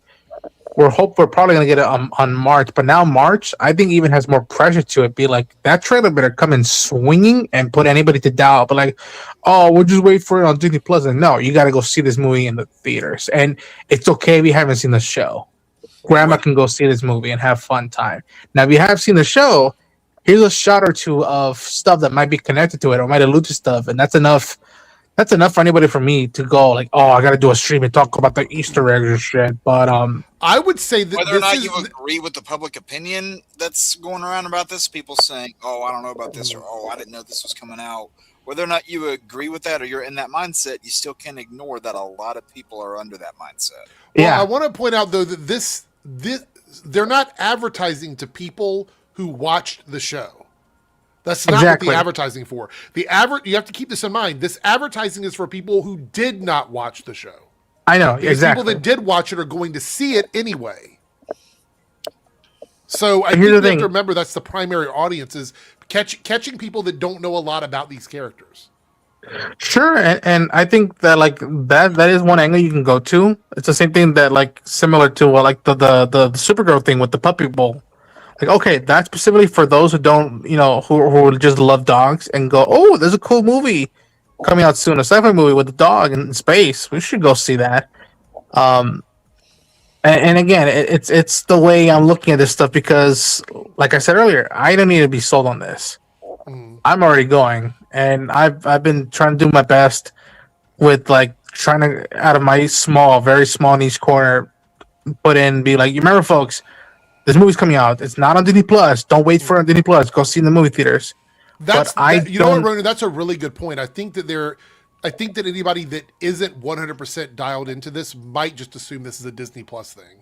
Yeah, like again, like a lot, and people were saying it looks fake or whatnot. This is like a lot of that stuff is boiling down to people's perspective of like how does TV look now compared to cinemas, or how does movie now look much more closer to TV nowadays. And again, this is a way to get a different corner of the audience that's not your regular fan base that's going to be there the first opening week or two. But I think there could have been a stronger thing to kicking gear. Like, well, you know, I don't know if we're going to watch it now, but I think the Cliff Booth teaser trailer was way better than this. And I'm a huge Star Wars fan. So, you know, you hit on one of my pet peeves. One of my real pet peeves with this movie is the people who are saying this just looks like a glorified episode of the series. Exactly. They're only saying that because there's a series. Yeah. Like that's literally the only reason they're saying this. If there was no TV show called The Mandalorian and this was the first they ever saw, they wouldn't have that criticism. They're going in with a preconceived notion. They're like, I know this is a TV show. So I'm bringing that with me. When I watch this trailer, I'm bringing my baggage with me and saying this just looks like the TV show. But the fact of the matter is the effects quality on TV is movie quality now, especially on premium things like Disney Plus and Apple TV. Apple TV, specifically Prime sometimes too, yeah. Right. So no, this does not look like a TV episode. It's, if anything, it's that TV looks like movies now. But I agree. And what's weird is that I totally agree with this take. Sorry, it's about why do people care about profits? I don't understand. It'd be a pretty damn expensive TV episode then. Yeah, it's and not here's the thing. It's not your money. I'm not. Like I said, I'm not caring about the profits, but I care in the sense that like if this doesn't do good, what is it just momentum for this side of the universe that I care so much about?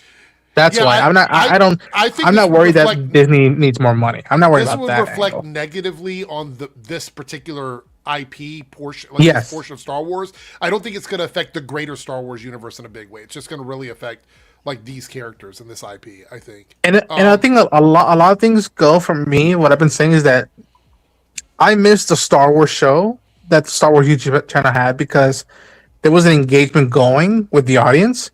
That they didn't just have to wait for a teaser trailer of something new to come out. That it was enough there to be had of a Discord, a proper Discord. And I see him. Go ahead, finish, Ronan. I have a couple. And I think I love what Joe was saying of like how like TV has caught up with cinema and all this stuff, and I get that.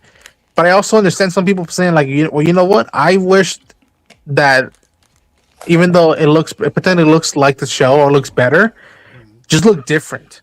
And give it something striking that doesn't feel too familiar, because I can't deny that like even for me it looks good. It does feel a little familiar, and so I understand that notion of like, you know what, we had a chance to go a different route and yet keep the same energy going just through a different lens, and not use the same lens we've been using for 3 seasons or 3 seasons and change of these characters.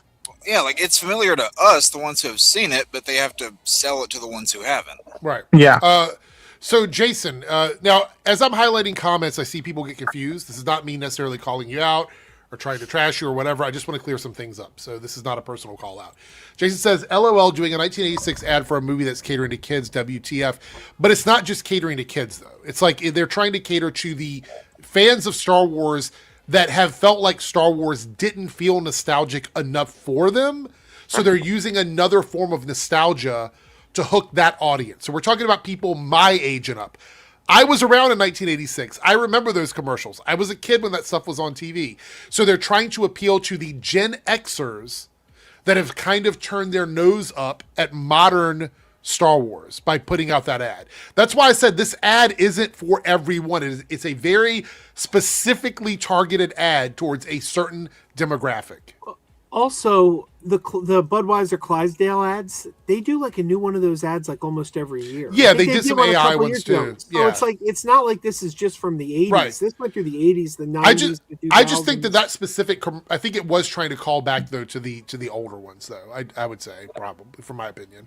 Also here, the adds another $10 million they'll fill it to make back at the box office. This is probably one of the most misunderstood things when it comes to advertising. So I'm going to say it here again. Advertising is an expected loss. You almost always eat your advertising. It's just something businesses do. As I run my own business, when I put ads out, that is money that I do not expect to get back in return. Matter of fact, and it's like this for me, it's like it for a lot of people, advertising to a certain degree is a tax write-off. You write it off at the end of the year or each quarter, however that works for you. So it doesn't matter if they make it back because they write it off. I'm almost certain that most of the advertising they do is a tax write-off. I'm almost certain because small businesses do it. I can't imagine that larger businesses wouldn't do it either. So I just want to put that out there. Yeah. And what's weird is that like people were saying, is this movie gonna make $1 billion? I only like would want it to do that just to be like a big achievement, and it'd be like, all right, there's no excuse for the chuds to like be like, well, it didn't make, I made $1 billion, so like piss off. I personally, I don't need it to do that as long as it reaches a little bit more beyond its budget, which I'm assuming that with marketing is what, maybe $300 million, 350 on a good day. I mean, rule of thumb, yeah. If you reach 500, that's already you passed your budget back. But make sure it stays in theaters 46 days, because remember, if it's 45 or exactly, less, that's and a problem. So I remember I was talking to somebody about I forget who it was, probably a friend of mine who was like, "What about the marketing, man? Like, I remember the days of the Force Awakens. That marketing was huge, man. The whole year people were just talking about it. I'm like, I get that, and I don't think you can replicate that again.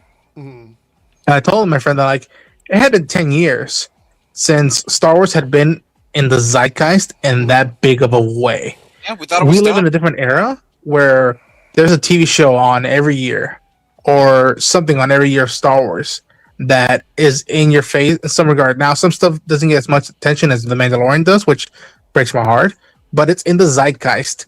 Sometimes in a detrimental way for negative hoping for some chuds, sadly.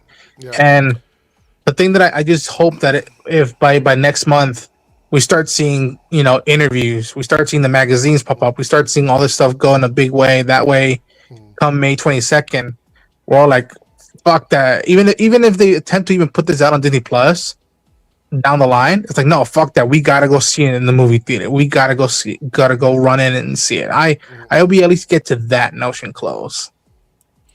Dullboy Jack here says, I just think this is a lame idea. That's fine. Like, again, I've said this many times. You can like and dislike anything. I'm not going to argue with you that you have to like it. So I think this is a fair take. If you think it's lame, and a lot of people probably do, it might just be that particular form of advertising isn't really appealing to you as a consumer. So yeah, I thought it was cute. I don't hate it. If we had a very much stronger teaser already and a trailer out, and then we got this, I'm like, guys, what do you want? We already have a trailer out. Like, I also want to say, I find it extremely boring, and this is what the FNT chat is, this is what the Geeks and Gamers chat is most of the time. I find it extremely boring to argue about the finances of large companies. Yeah. That is such an extremely boring and ignorant discussion to have. We're not seeing a nickel out of that. A lot of those fans try to act like they're privy to all that knowledge when they're not. Well, yeah. Well, let me tell you why it's boring. Number one, it's boring because I don't think it affects my love for a movie or a TV show or anything like that. It has no effect on that whatsoever. And the reason why it's ignorant is we don't have the numbers. Every budget that comes out, anybody that's ever done any type of movie reviews or movie stuff over the years, we never ever get the actual exact budget number of a movie. We never get it. They're always estimated numbers. That's why it says the estimated budget is this. We don't know these numbers. We also don't know any of the financial shit that goes on behind the scenes. So it's a very ignorant conversation because most of it is based on stuff we're not even sure of. And it's not going in your pocket anyway. What does it matter? So I don't give a fuck. Like, I really honestly don't. I like debunking it because it's fun to make fun of people who don't understand the shit. It's always fun to do that. But ultimately, if you're a fan and you give a fuck about whether or not a movie breaks $1 billion and then you're going to change your opinion on it, then I question any interest you have in the movies at all. And to Harrison's point down there, the people who are so-called critics, they should actually be criticizing the thing that's being made, not how much was spent on it or what went on monetarily behind the scenes. These guys aren't financial advisors. They're not bankers. They're critics. Yes. No. So Jake, I would even say, matter of fact, I'm going to say this right now. I've never said this before, but this has got me thinking about it. And Jake, you just put it in my mind. They are not film critics. No, They are no. people interested in the financial parts of large companies. They're interested in how much money movies make, how much money streaming services make. They don't care about the art of movie making or TV show, fucking episodes of TV shows, streaming shows. They don't care about any of that stuff. The artistic integrity doesn't matter to them. They can't argue about those things because they don't give a fuck about them. To have that be your sole purpose is sad. They get on stream and they argue about how much money a movie lost. Well, what did you think of it? Did you like it? Did you not like it? Like, let's have a real conversation about it. To be fair, though, I don't even think that's what they're about. I think they're just about debunking these films and tearing them down by any means necessary. And if the finances is something they can use, because if that's not useful to them, they would go to another metric. Yeah.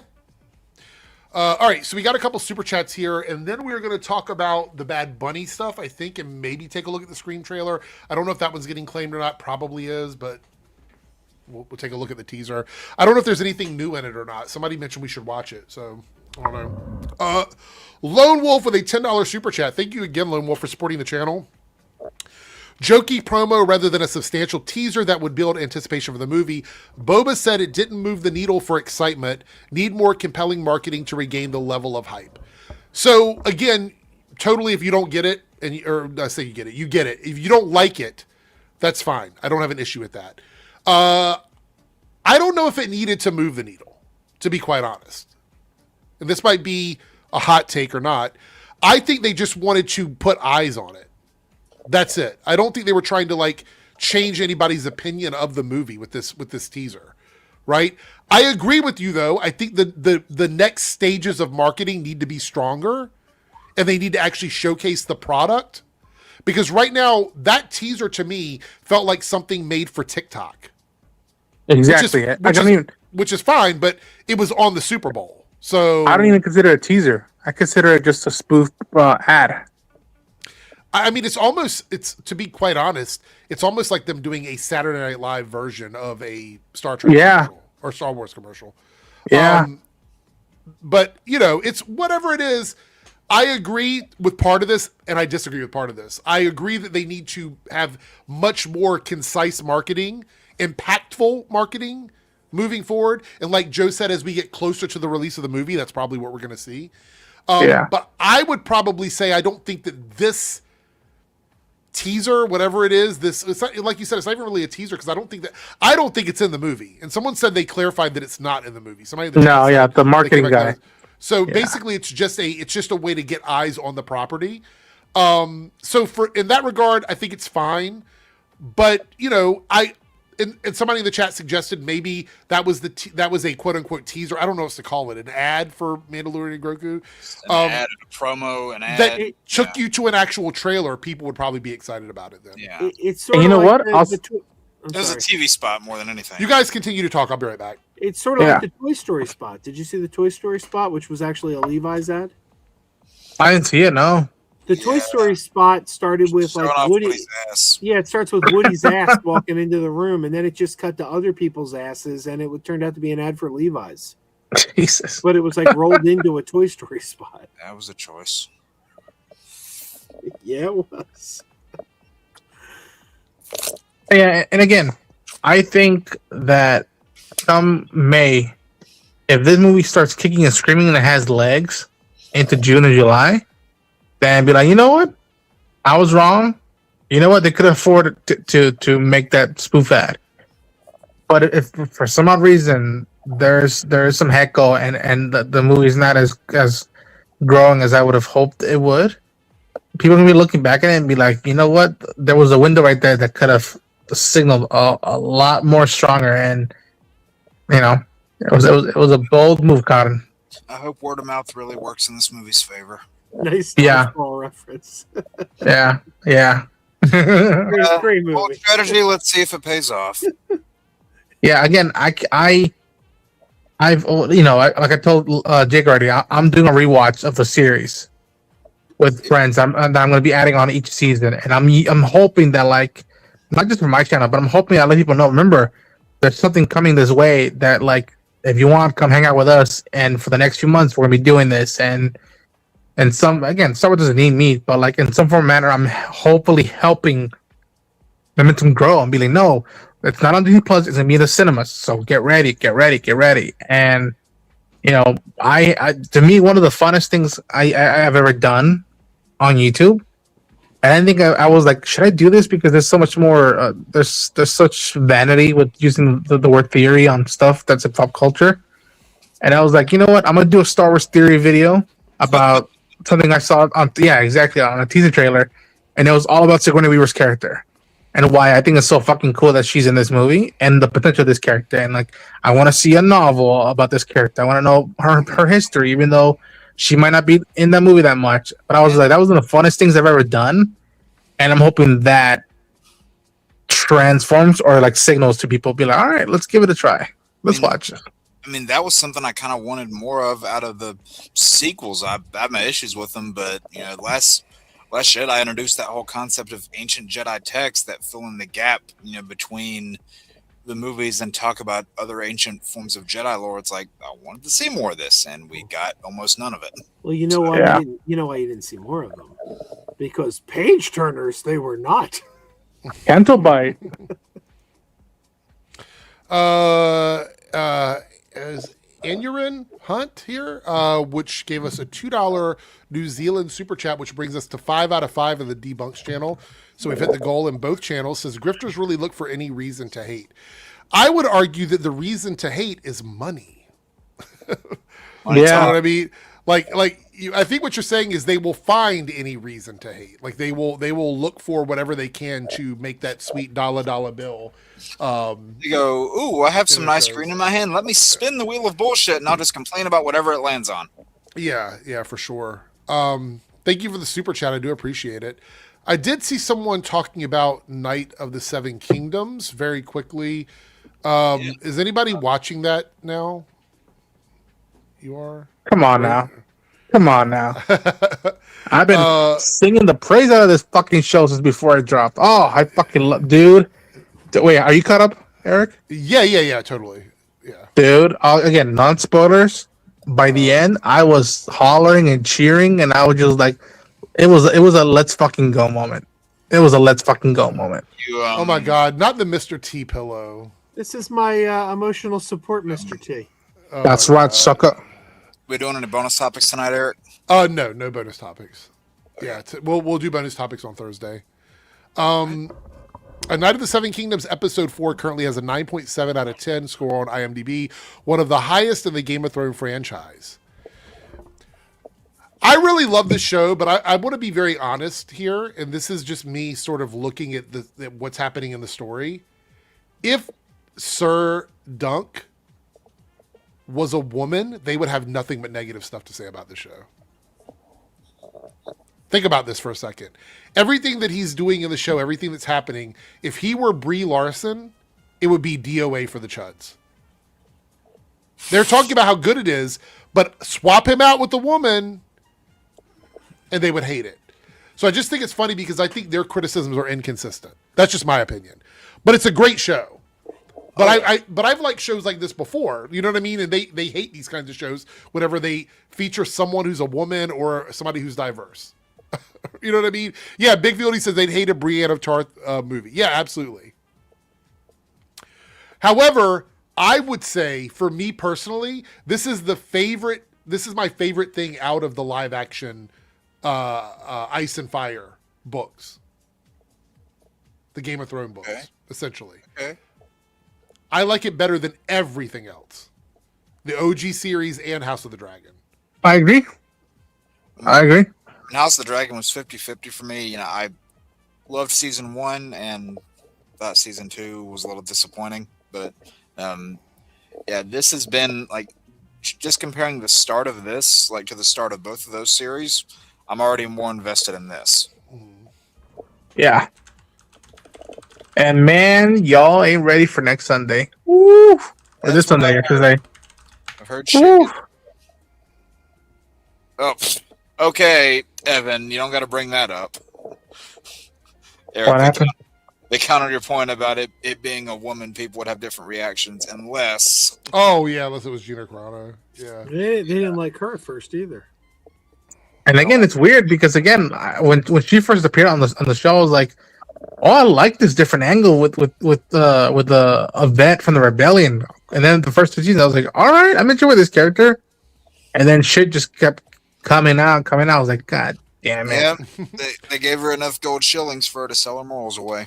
She was literally about to have her own show. Literally about to have her own show, and then on the verge of greatness, we were this close. And by the way, I want to point out that she's been completely quiet since that deal dropped with Disney and Star Wars. Yep, hush money. Oh boy, you're gonna stay quiet. I still think they shouldn't have derailed their plans because of her. I think they should have kept going and either recast Cara Dune, or brought in a character who looked just like her and be like, "Hey, that was my sister. I'm Lara Dune." Lara Dune. Yo, I've been thinking the same thing, man. Yeah. Michael says, "You watch live on VOD, click the like, thumbs up button. It helps the channel grow. And click subscribe and the bell button for alerts of new shows and videos." Thank you so much, Michael, for being here and being a channel member with the shout-outs. I do appreciate it. Thank you, Michael. We did get a $10 super chat from Lone Wolf. DM'd you a new clip of Ian Magneto. It's funny, enjoy it. Gave you a timestamp on Boba talking Mando Clayface. You're interested to hear thoughts on text for context. Okay, I'll look for that. Did you DM me on Twitter or Instagram or Discord? Where did you send it? Pretty sure I know what Ian McKellen clip he's talking about. Oh, from the Stephen Colbert show. Yeah. Like, that was so random and out of place, but I'm like, you know what? Discord. Oh, that tracks. The way Ian behaves. Oh yeah, that tracks. Oh, yeah. Okay, so thank you so much. That's the thing. People keep saying, "Oh, we need to get him out of these events." I'm like, you guys, no, have the party at these things. I want more of him. Right. I do want to get to the last topic here. Let me find it. Hold on. I just remembered I was wearing a Magneto shirt currently as we were talking about this. Oh, are you? Yeah. Let's see. That variant cover. Yep.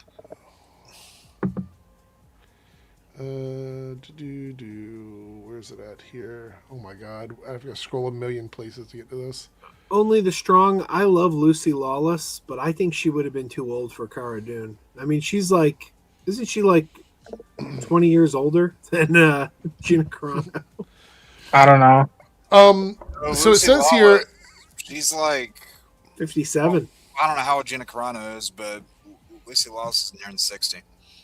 She's also on a TV show that's on TV. Like now it's or streaming. I mean, if I was about to say a TV show that's on TV, I would expect. No. I meant to say on streaming. Yeah, it's a TV show on streaming. At least where we're at, and it's about like some police officer mystery investigation series or something like that. So it says here, Bad Bunny officially has the most watched Super Bowl halftime show in history with more than 135.4 million viewers. Thoughts on this? Were you talking about Murder, Eric? Huh? That show that you talked about with her, are you talking about My Life is Murder? Maybe. Okay. Eric, you should have seen me. And full disclosure, I think I already told this to people. Before the stuff he's been saying these past few weeks, I wasn't a big fan of his and like his music. Not because I don't like him, I just like it's not my cup of tea. Like I have very specific likes when I with music and stuff. But I've always respected that a fellow Latino has been doing good for himself. And I remember seeing him in Bullet Train. I'm like, I like him in Bullet Train. But his stance and stuff these past few weeks has earned my respect. I respect him a lot. And when he was getting so much bashing because he wasn't up here in the Super Bowl, from the boo-hoo for everybody else, I was like, no, man, fucking go there with a blaze of glory and do your thing. And I watched it. And again, I'm not into his music, but I started bopping a little bit. I was like, okay. If I'm at a club or at a party, I don't mind listening to this. And then, dude, the ending. Naming all the Latin America countries, I stood up and just started applauding, dude. I was just like, yo, it's so funny. It's so funny that so many people came out and talked about how bad it was, but then also said they weren't going to watch it. Exactly. Joe, you've talked about this before with like movies and TV shows where it's like, how, if you're not watching it, then how can you give a criticism on it if you're not actually watching what it is? Exactly. So there was somebody saying they were going to boycott it or were boycotting it while they were there at the stadium watching the fucking Tupasa, whatever the fuck the other thing Kids Rock stuff was like. It's like, you already bought a ticket. You're there. What are you talking about? You're not protesting and shit. Ridiculous. Yeah, I was proud. I was a proud Latino that night. So Bad Bunny's name is Benito. That's his actual name, right? Yeah. There's a picture of him as a kid with like a disgusted look on his face, dressed up as a bunny, I believe. And he got the nickname Bad Bunny from that picture. So that's where the name comes from. As far as I know, I looked it up a while ago. So not sure. Yeah. Well, Kid, I want to reiterate this, and I was talking to several people about this today. If you're just somewhere where you're like, I am a racist, so I'm not going to watch Bad Bunny because he speaks Spanish, right? If that's your take on it, then be a racist, whatever. It's your own, you're being personally racist, doesn't affect me, right? So just be miserable in yourself, right? But if you're like, I am so racist that I'm not going to watch Bad Bunny, instead I'm going to watch a really bad halftime show spitefully made against Bad Bunny and the NFL, where the lead person in that show wrote a song about graping underage women and saying it's mandatory to do that. That's another level of like disgust to me. But by the way, can we start calling Kid Rock Old Man Rock? Yeah, exactly. But let's look and see what the Chuds are saying about this situation here. So WDW Pro, another lame-ass fucking channel, says, lame defense mode engaged. I almost defended them. Yeah. But then I realized I was thinking of WDW News Today. I was yes. Say, they're not. Then I was like, no, I'm thinking of a different. Bad show. Bunny's Super Bowl halftime show was an all-American triumph. Turning Point USA was a boring MAGA grift with Kid Rock. And we're going to watch a little clip that kind of summarizes the Turning Point USA show, which I think is funny. And Nerdrotic here goes, because the NFL is so authentic. If you don't like it, why do you give a fuck about... This is the part I don't understand. If you already think the NFL is fake and it's not good and you've been boycotting it for years, why do you care what the halftime show is? Because the internet told them to. Yeah. Also, I've never followed football. I'm not a football fan, but there's one thing I know from, just osmosis being around football fans. Don't people always complain about the halftime show? Don't people always hate the halftime show? Yes, there's a lot of complaints about it because of what band they want to see there, but not at the level we're seeing here, where they literally were like, "Oh, there's a person that speaks Spanish who's brown, so we're going to make an all-white show." Oh, like I'm not taking away. I'm not taking away from the racism. I'm just saying this is a double standard because nobody ever really cares about the halftime show. You go back to 2022's halftime show; they had a crowd. Or they had a roster for their halftime show. You had Eminem, Dre, Snoop Dogg, Mary J. Blige, 50 Cent. All those guys together were performing different bits, and then they did their own bits separately and then came together for one. No one was complaining. People loved that halftime show. Right. Last year? But they were told to hate this one. People were told to hate this one. That's the difference. And again, that's weird because last year it was like the song of the year was Not Like Us by Kendrick Lamar. Yeah. And he showed up and did a full-on show that was very meta, and it was like people were like in theaters dancing to it and be like, "Yo, this is something else." And then, God forbid, the guy who wins the Grammy this year has so much love and support for him is on the stage and rocking it out. It's just like it's ridiculous. But because it's the popular thing to hate the halftime show on the internet now, they just have everybody going around there like sheep doing whatever they're told. Yeah. Well, the other issue is, and I know nobody wants to talk about this because, again, it's political, and we started out a little bit political. I don't mind. But there is a very polarizing situation in this country with anti-immigration rhetoric and going around and scooping up kids and mothers and grandmothers instead of going after the worst of the worst like they said they were going to do. There was also threats of ICE showing up at the Super Bowl, even though Puerto Rico is an American territory, which made no fucking sense. And everybody's a lot of people failed history, man. Makes a lot of people failed history. So it says here, happy Super Bread and Circus Bowl Sunday. And then Neurotic goes, the NFL is gay. So then why do you care then? If this is something you don't like, why are you commenting on everybody's post about it? does this clown have a platform? He's got nothing else to do. And then we have heel versus snot-nosed Brad here. Samba, actually, Samba is reporting a 39% drop in the half. These guys, this is how they function.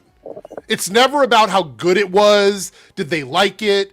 What kind of cultural relevance it is? It's like, let's just go straight to the numbers. Every time. I'd like to also point out that when Samba was saying that Star Trek Discovery was a hit, they were discrediting Samba and saying that their numbers aren't accurate and that they don't actually matter. Absolutely, you're 100% right. Yeah, Samba reporting a 39% drop in the halftime show from last year. Guess the rabbit or Bad Bunny or whatever dildo name he uses wasn't it? Why does he always talk about? Christ. Why does he always talk about sexual things in anything that he talks about? All his comments have to be phallic. Because all these bozos peaked in high school. That's why. Yeah, that's true. Because he doesn't know what sex is. Much like Barry Allen. When Ryan KKK Kittle says, "Whoa, the official numbers won't come out until tomorrow, probably. But if the traditional viewership numbers closely mirror the Samba report, it indicates a massive drop in viewers for the halftime show." By the way, I want to point out the halftime show is accompaniment to the NFL, to the Super Bowl. Like, if you're going to argue the halftime show is a separate thing, then you've already conceded that the Super Bowl and the halftime show are independent of each other and they don't have to cater to each other. So are they a separate thing or are they a package together? Because these guys would argue that they're a package together and that the halftime show should cater to the NFL fans and exactly what they want. But here they're arguing that the halftime show is a separate entity and we should look at those numbers independently of the Super Bowl. Yeah, if you're a hardcore sports fan and you're really into the game, isn't the halftime when you go and use the bathroom or like prepare your snacks? This brings me to my point, and I'm going to say this very clearly for everybody watching. The halftime show isn't for football fans. The halftime show is for other people to tune in so that it becomes the biggest event of the year. You get people tuning in to the halftime show, and that gives numbers to the Super Bowl because they want to be the biggest thing on TV. It also allows people who are hanging out with their friends that are there for the football to have something to look forward to while they're partying with their friends. The halftime show never has been, let's put music out there for football fans. Yeah. It's never done that. It's a dumb fucking chud brain, grip brain take to think that that's the purpose of it.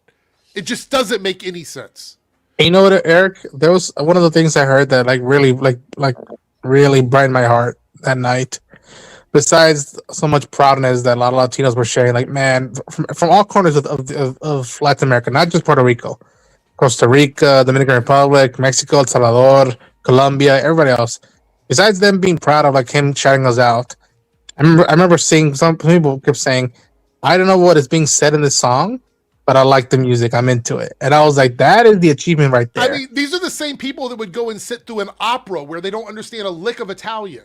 And someone said, if you wouldn't change an Italian opera, why would you want to change a Spanish-speaking samba music? Why would you do that? Understand all the lyrics in the Lion King songs? Like, it's just a dumb fucking take. It makes no sense whatsoever. And then there's people lying saying there was no English when Lady Gaga literally sung an English song during the halftime show, which proves they didn't fucking watch it.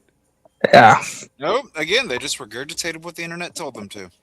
Yeah. They're still taking huge numbers because it's a Super Bowl, but this would be comparative disaster for the NFL and advertisers based on their expectations and a total rejection by the viewing audience for Bad Bunny performance. The viewing audience for Bad Bunny does not correlate with the viewing audience for the Super Bowl in the NFL. Star Wars Girl here says, rate Bad Bunny's halftime show performance from 1 to 10. 0. Okay. Jesus. That has got to be the worst halftime show in the history of halftime shows. So how much do you know about the history of the halftime show? I was about to say, clearly you haven't seen many halftime shows. We went from Michael Jackson and Prince to these shit shows. How embarrassing. Do you notice what every picture is there in the In Wokeness panel? But do you also notice she called out Michael Jackson and Prince so she could say, I'm not racist. Right. And also, those folks are no longer with us. So, like, what do you want to do? You want to get AI shit in here? Yeah. Like, what the fuck are you doing? Don't give them ideas, Rona. No, they already have enough idea of that shit. Here goes Yellow Flash. The stadium looked dead during the halftime show because people get up to use the fucking bathroom during the halftime that are there to watch football. The halftime show is made for viewers at home watch. If you pay for a ticket to the Super Bowl, your first priority is not going to be watching the Super Bowl from your stadium seat. Or watching the halftime show from your stadium seat. I've never been to a football game before, but I've been to baseball games. When the 7th inning stretch comes on, everybody gets out of their seat and runs to the bathroom. Yeah. In the stadium, everybody. I imagine it's the same during halftime. I don't think we need to say this, but going to the Super Bowl isn't going to a concert for the person performing at the halftime show. It's not the same thing. Flash goes, I turned this shit off the moment it switched to Spanish TV. Oh, a little bit of racism there. We have same people. Imagine getting mad about this and still thinking you're a good person. The only thing more powerful than hate is love. And then instead of agreeing with this and going, yeah, that's actually true, he gets mad about it. Same people that preach this will also put a bike lock in a socket, bash you in the head with it for disagreeing with them. Please point out what you're talking about with this hyperbolic shit. Yeah, please explain to me. What the fuck kind of analogy is that? And then he shows a picture here of somebody getting attacked. Keep in mind, let's think about this for a second. Keep in mind, he is comparing Bad Bunny and Bad Bunny's music and the people that surround him to somebody that murdered a person on a bus. I don't know what kind of fucking brainworms you have to have for that. IQ's out the anus. I just don't know. I have no clue. There's a lot more stuff to look at, but you know what? We've already kind of demolished it anyway. They're just a bunch of idiots. I saw somebody on Threads the other day that said, "Hey liberals, what's your favorite Bad Bunny song? I'll wait." And then it said in parentheses, "I bet they're all running to Google now." TT Pregundo, EOO, well, I don't know, Bali in Volatero, whatever that. I can't remember the second half of that song because my Spanish is really bad. But I like these songs; they're good songs. But I actually responded and I said, La Romana. I couldn't tell you. I don't listen to Bad Bunny. I like punk rock music. But you know what? That doesn't change the fact that he's a popular act and is like at the top of the charts now. He did a song with Cardi B. Yeah, I'm a 50-year-old dude. What do I know? It's not for me. It's for the people. It's for what's popular now. Yeah, in the clubs right now. Yeah. Like I know a lot. There's a lot of stuff from Bad Bunny that I love. But I thought before we go, let me read some super chats here before we go. We're going to look at a couple things from Lone Wolf. He sent a couple things over, so we're going to look at that first. Staggervore here says, ironically, the Kid Rock alternative show aired on TBN, which is a religious TV network. Oh, we're going to look at that. I actually forgot about that. We're going to look at that too, Staggervore. So let's do this here. This is a very short clip that kind of talks about how ridiculous this halftime show was, if you even want to call it that I thought would be kind of funny. And then we'll move on from the topic. But I do want to point out that Kid Rock, again, did a song talking about doing meth shit like that while he was performing on TBN. That's always good. Lone Wolf here with the $5 super chat. Eric, why don't you just mute these Twitter chuds channel from your algorithm? It will be less toxic on your feed because Twitter is a toxic place. I only go there to bookmark stuff and get things we can talk about on here. And the minute I go there, it's just awful stuff. Also, Lone Wolf, I kind of run a channel where my entire purpose is to debunk this stuff. So muting it would kind of defeat the purpose of me doing that. So it's kind of it comes with the territory. Which, by the way, I want people to know that I'm not affected by this at all. I know a lot of people say, how do you deal with this or whatever. I'm not affected by this. It doesn't affect me at all. If I feel like I have to take a break from stuff, I take a break from it. Anyway, this is really funny. We're going to watch this and we're going to look at Lone Wolf's clips that he sent over because I think it would be a good way to sort of end it off here. But check this out. This is the Turning Point USA halftime show broken down into 2 minutes. I've removed the music due to copyright reasons. The show opened with a conspiracy theorist saying a few words. Right off the top, there were some audio problems with underwhelming, out-of-sync pyrotechnics, while the guitarist from Brantley Gilbert's band played the national anthem on electric guitar. Gilbert then performed the song Real American with fire, fire, fire, and lots of fire. Second song was sort of a ballad. It included rap sections, guitar solos, and some spoken word. Then Gabby Barrett came out in a beautiful blue suit with flowing blonde hair. She had a lovely voice, but the audio production was so poor that most of what she sang was incomprehensible. Aww. Sing in English already! Moving on to Lee Brice with the lyric, "We're up when the rooster crows, we clock in when the whistle blows," in a song that was about being blue collar, not alcoholism. How dare you think such a thing about a song called Drinking Class? The next song was about a truck, a gun, some boots, cutting grass, and his declaration that transgender folks don't exist. Oh. Third song, He's Hard to Love, alcohol, and He's Hard to Love. We then move on to The Big Show, Kid Rock, lights, lights, and more lights. He wore his good shorts for this one. He opened with a hit from 1999 that mentioned beepers, crackheads, methadone clinics, hookers, crystal meth, and topless dancers. Perfect lyrics for a Turning Point USA event. Either Kid Rock forgot the lyrics to his own song, or the audio was not synced correctly. It was hard to tell. Blackout. Yeah, I actually saw the video clip. It looks like it was pre-recorded, and the audio and the visuals were out of sync with each other. I've never heard of any of these. Ruh-roh. Yeah. Lights come up on a pirate cello player and an evening gown violinist. They played an instrumental number. The next introduction, Robert Ritchie, a.k.a. Kid Rock wearing pants. His country ballad included a spoken word section about greasy parts. Kid Rock with pants talked about Bible and Jesus. The same man once wrote the lyrics, young ladies, I like 'em underage. See, some say that's statutory, but I say it's mandatory. Those are the real lyrics. By the way, those are the real lyrics, and they're in a kids movie. They're in Osmosis Jones. Yes. He plays a character in that movie singing that song, and those lyrics are in that song in that movie. I barely remember that movie. The Turning Point USA production was 35 minutes long, which was nearly 3 times longer than Bad Bunny's performance. That's some crazy math. Anyway, I thought it'd be fun to take a look at that. Yeah, so if you're going to tell me that you're turning out of the halftime show to go watch somebody who made a song about statutory with somebody who's underage, you're a shit person. There's nothing redeemable in that. It's just bad. And the show was garbage. So Garbage. Garbage. Basura. All right. So Hey, Ronan, say that a little louder. Basura. There you go. Let's see. All right. So this is from Lone Wolf. It is an Ian McKellen. Oh, hold on. Wait. You said you gave me the timestamp? Hold on. Where's the timestamp? Hey, Ronan, what are you laughing at? Because I know what it is. Oh, yeah, I know that clip too. Wait. Ronan, or not Ronan. Wait. Oh, never mind. I see. Here we go. The timestamps for the boba stuff. Gotcha. Boba Fett? Yeah. All right. Here we go. Let's watch this. Jesus.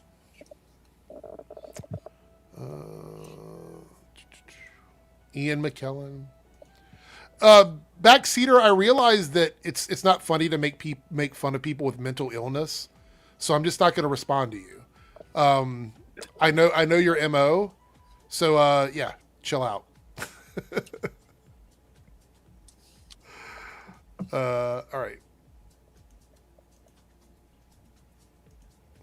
Here we go. This is from Lone Wolf. Standing up, pretending to do that, and the wind is blowing in my hair, and I'm putting on a fierce look, and I'm trying to be magnetic. Yeah. And oh my God! The director of the loudspeaker says, "Ian, look more furious." Hold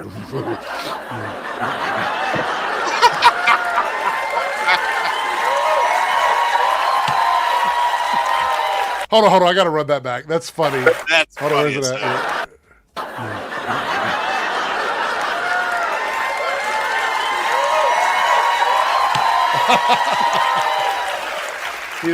He said, shout something. I said, what do I shout? He said, shout the worst thing you could possibly think of. So I said, Mar-a-Lago.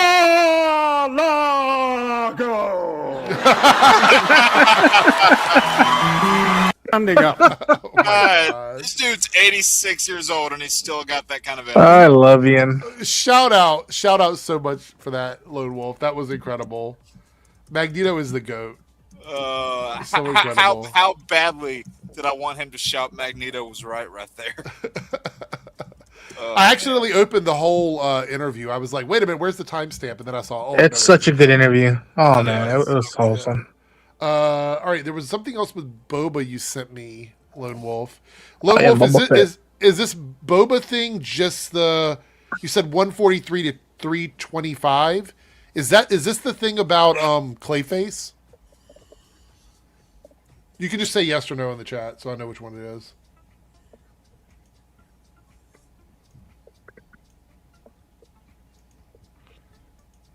Did Lone Wolf bail?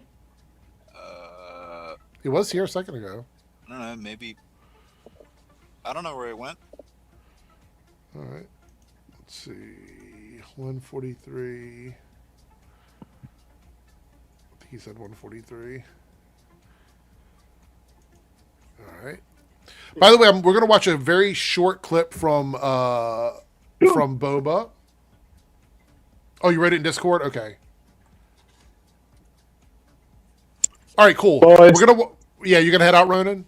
Yeah, I think I'm gonna head out. All right, see you later, dude. Thank you for coming in, guys. Check out Ronan's channel. You want to promo anything before you go? Sure. Go watch the Night of the Seven Kingdoms reaction for the latest episode. Me and Jake do almost a weekly stream now, talking about it. Full review. I did a reaction to the Adventures of Cliff Booth teaser. That one was fucking awesome. You go watch that and be on the lookout. There's a lot of more stuff I got planned for the rest of the few months. Okay. Take care, boys. See you later. Take care. Oh, yeah.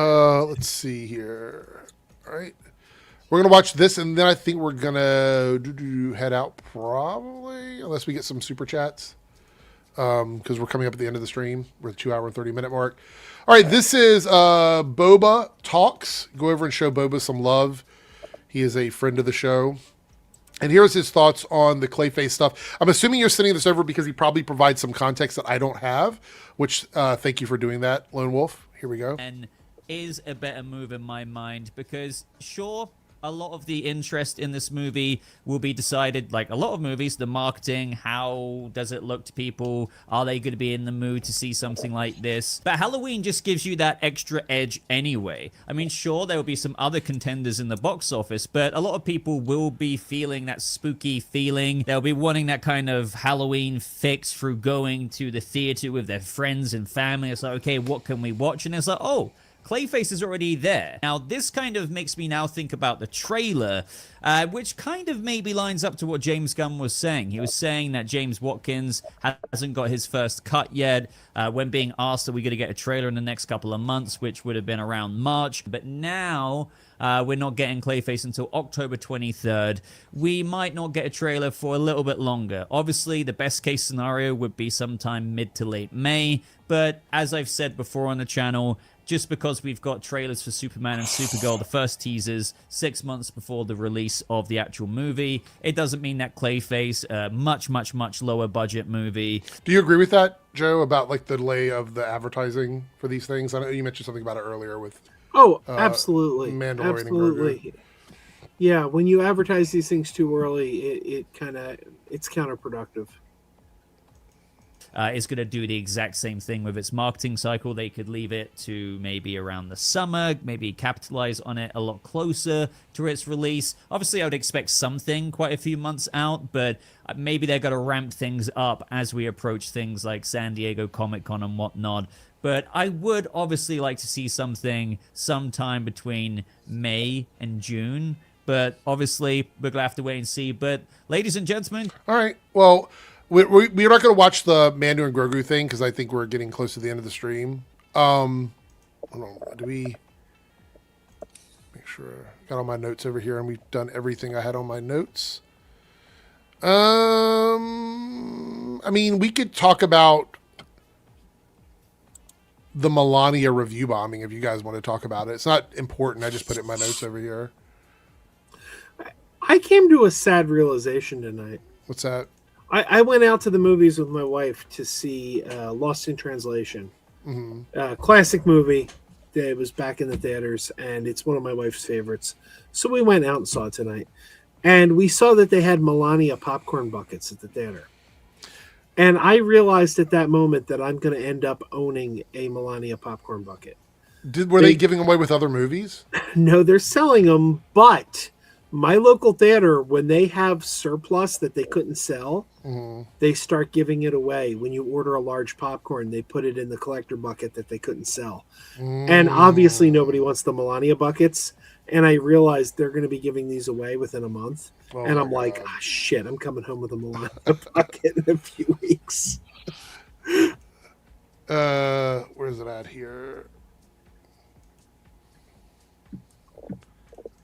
Hold on.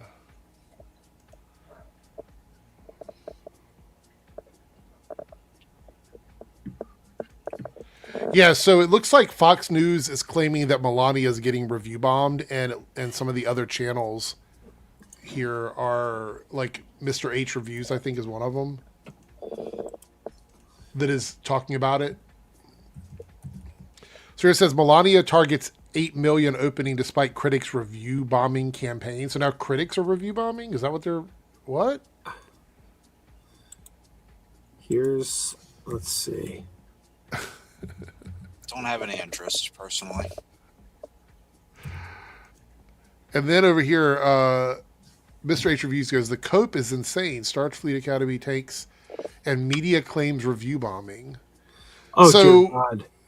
Dear God, do you know what the verified audience score is on Melania? What is it? 99%. Yeah, yes. And I talked about that. I was saying, like, people that are supporting the Melania movie need it to be a victory, so that's why they're purposely going on. I'm pretty sure that they're getting email blasts and stuff saying, don't forget to go and review Melania. That would be really crazy if they were getting paid to do all that. But who would do so? So we have Mr. H Reviews here that's talking about claiming of review bombing, but then you have like the access media outlets like Fox going, it's definitely a review bombing campaign. That's so funny. I mean, it's just it's a fucking pay for play movie. Like Amazon gave Trump a bunch of money essentially to make sure that Trump doesn't come after him. That's the world we live in right now. Nick says Star Trek is always getting review bombed. I agree. I think it happens a lot more often than people actually want to admit. It's like I keep telling people, when something goes direct to streaming, whether it's television or a direct to streaming movie, you cannot trust the audience score. Because the only verified audience score is for movies you can sell a ticket to. So if it's free on television, it's subject to review bombing. If you paid for it, it's not. Now, of course, the Melania's got 99% because the only people who actually bought a ticket to that are Melania fans. So. Let's see here.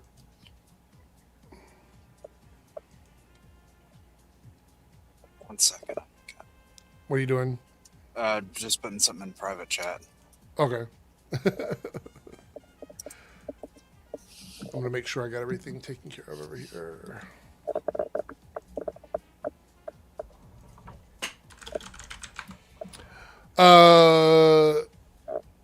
Let's see. Jarbo's reacting to my short right now while I'm live. Is Jarbo live at the same time as I guess this is his short. This is his time of night. He responded to one of my shorts earlier today, but I didn't see which one it was.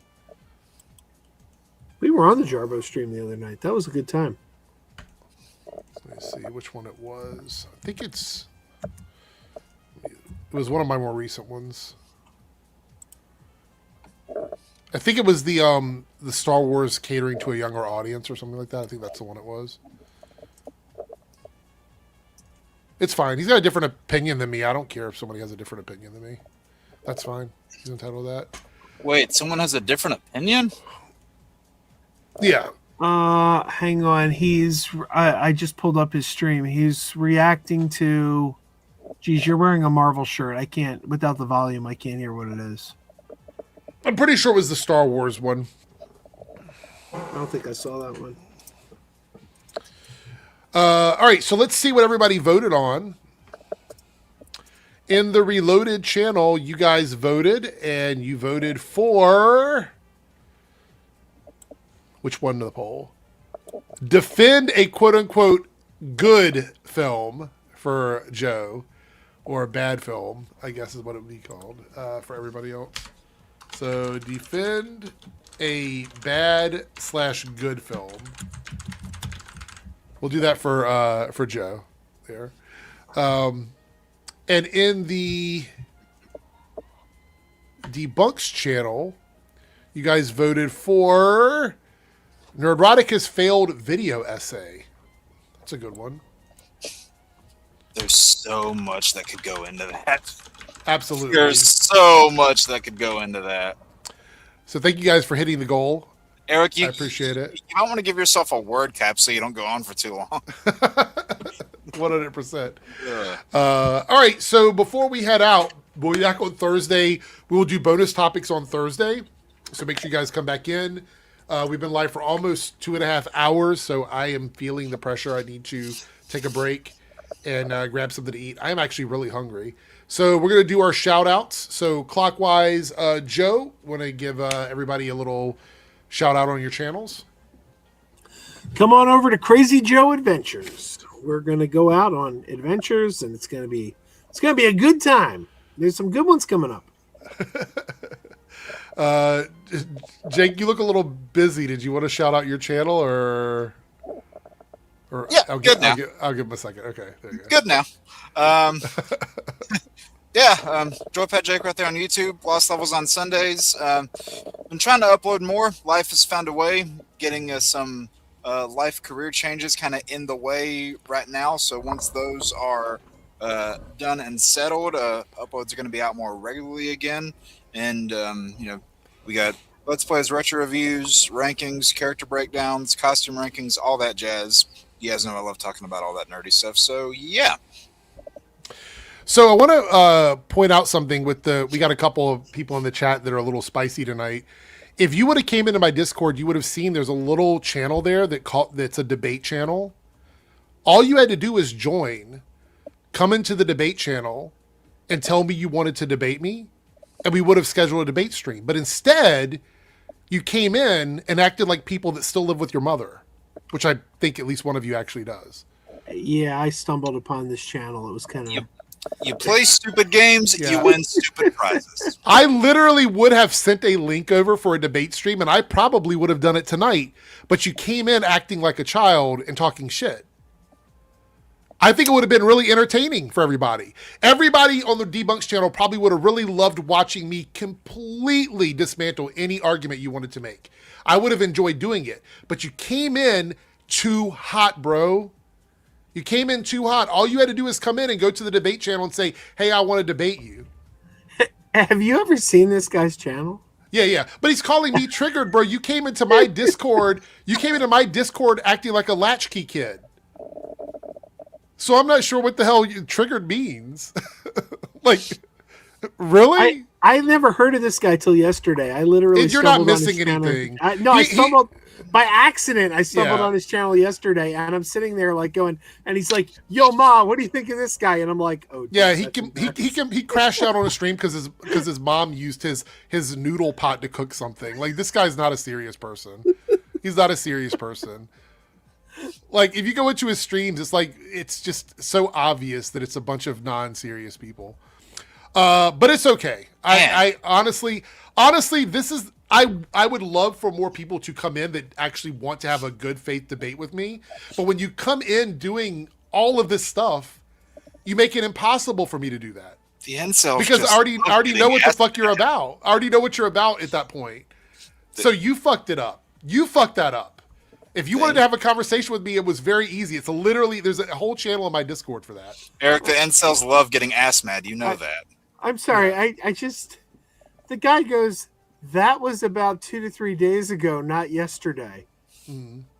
Is this guy so dumb he doesn't realize that the thing is still up yesterday, even if he recorded it 2 to 3 days ago? We're going to close up shop here in a second. Backseater, you fucked up, man. Yeah, I'm going to let you live with those consequences. Because like, if I've learned anything from you guys, it's that you like consequences for actions. That's what you want. So the consequence of your action of acting like somebody who still lives with his mother as a grown adult, I'm going to let you settle with that for a little bit. And I'll say this right now, because he talked about getting kicked out of your server earlier. He didn't do it. I did. She fucked Jake around did. and found out. By the way, no shade to anybody that actually lives at home with their parents. Times are hard, but I'm going to shade Backseater. This economy I'm sucks. going to shade him. Yeah, I'm going to shade him. Everybody else, you're fine. Him, specifically him. Specifically him. It's No like one when you're trying to act like a badass and your mom walks into the room, it's like the air goes out of the room. Mom, like get out. I'm trying to shade somebody on YouTube. Get out. It reminds me of that old meme of the kid. Little Johnny, did you wipe your ass today? You ever see that meme of the kid? It's like, hey, Ma, I'll be down for dinner in a minute. I'm being a badass on the internet. How would you like that I peed on you? Bro, I'm not into your fetish.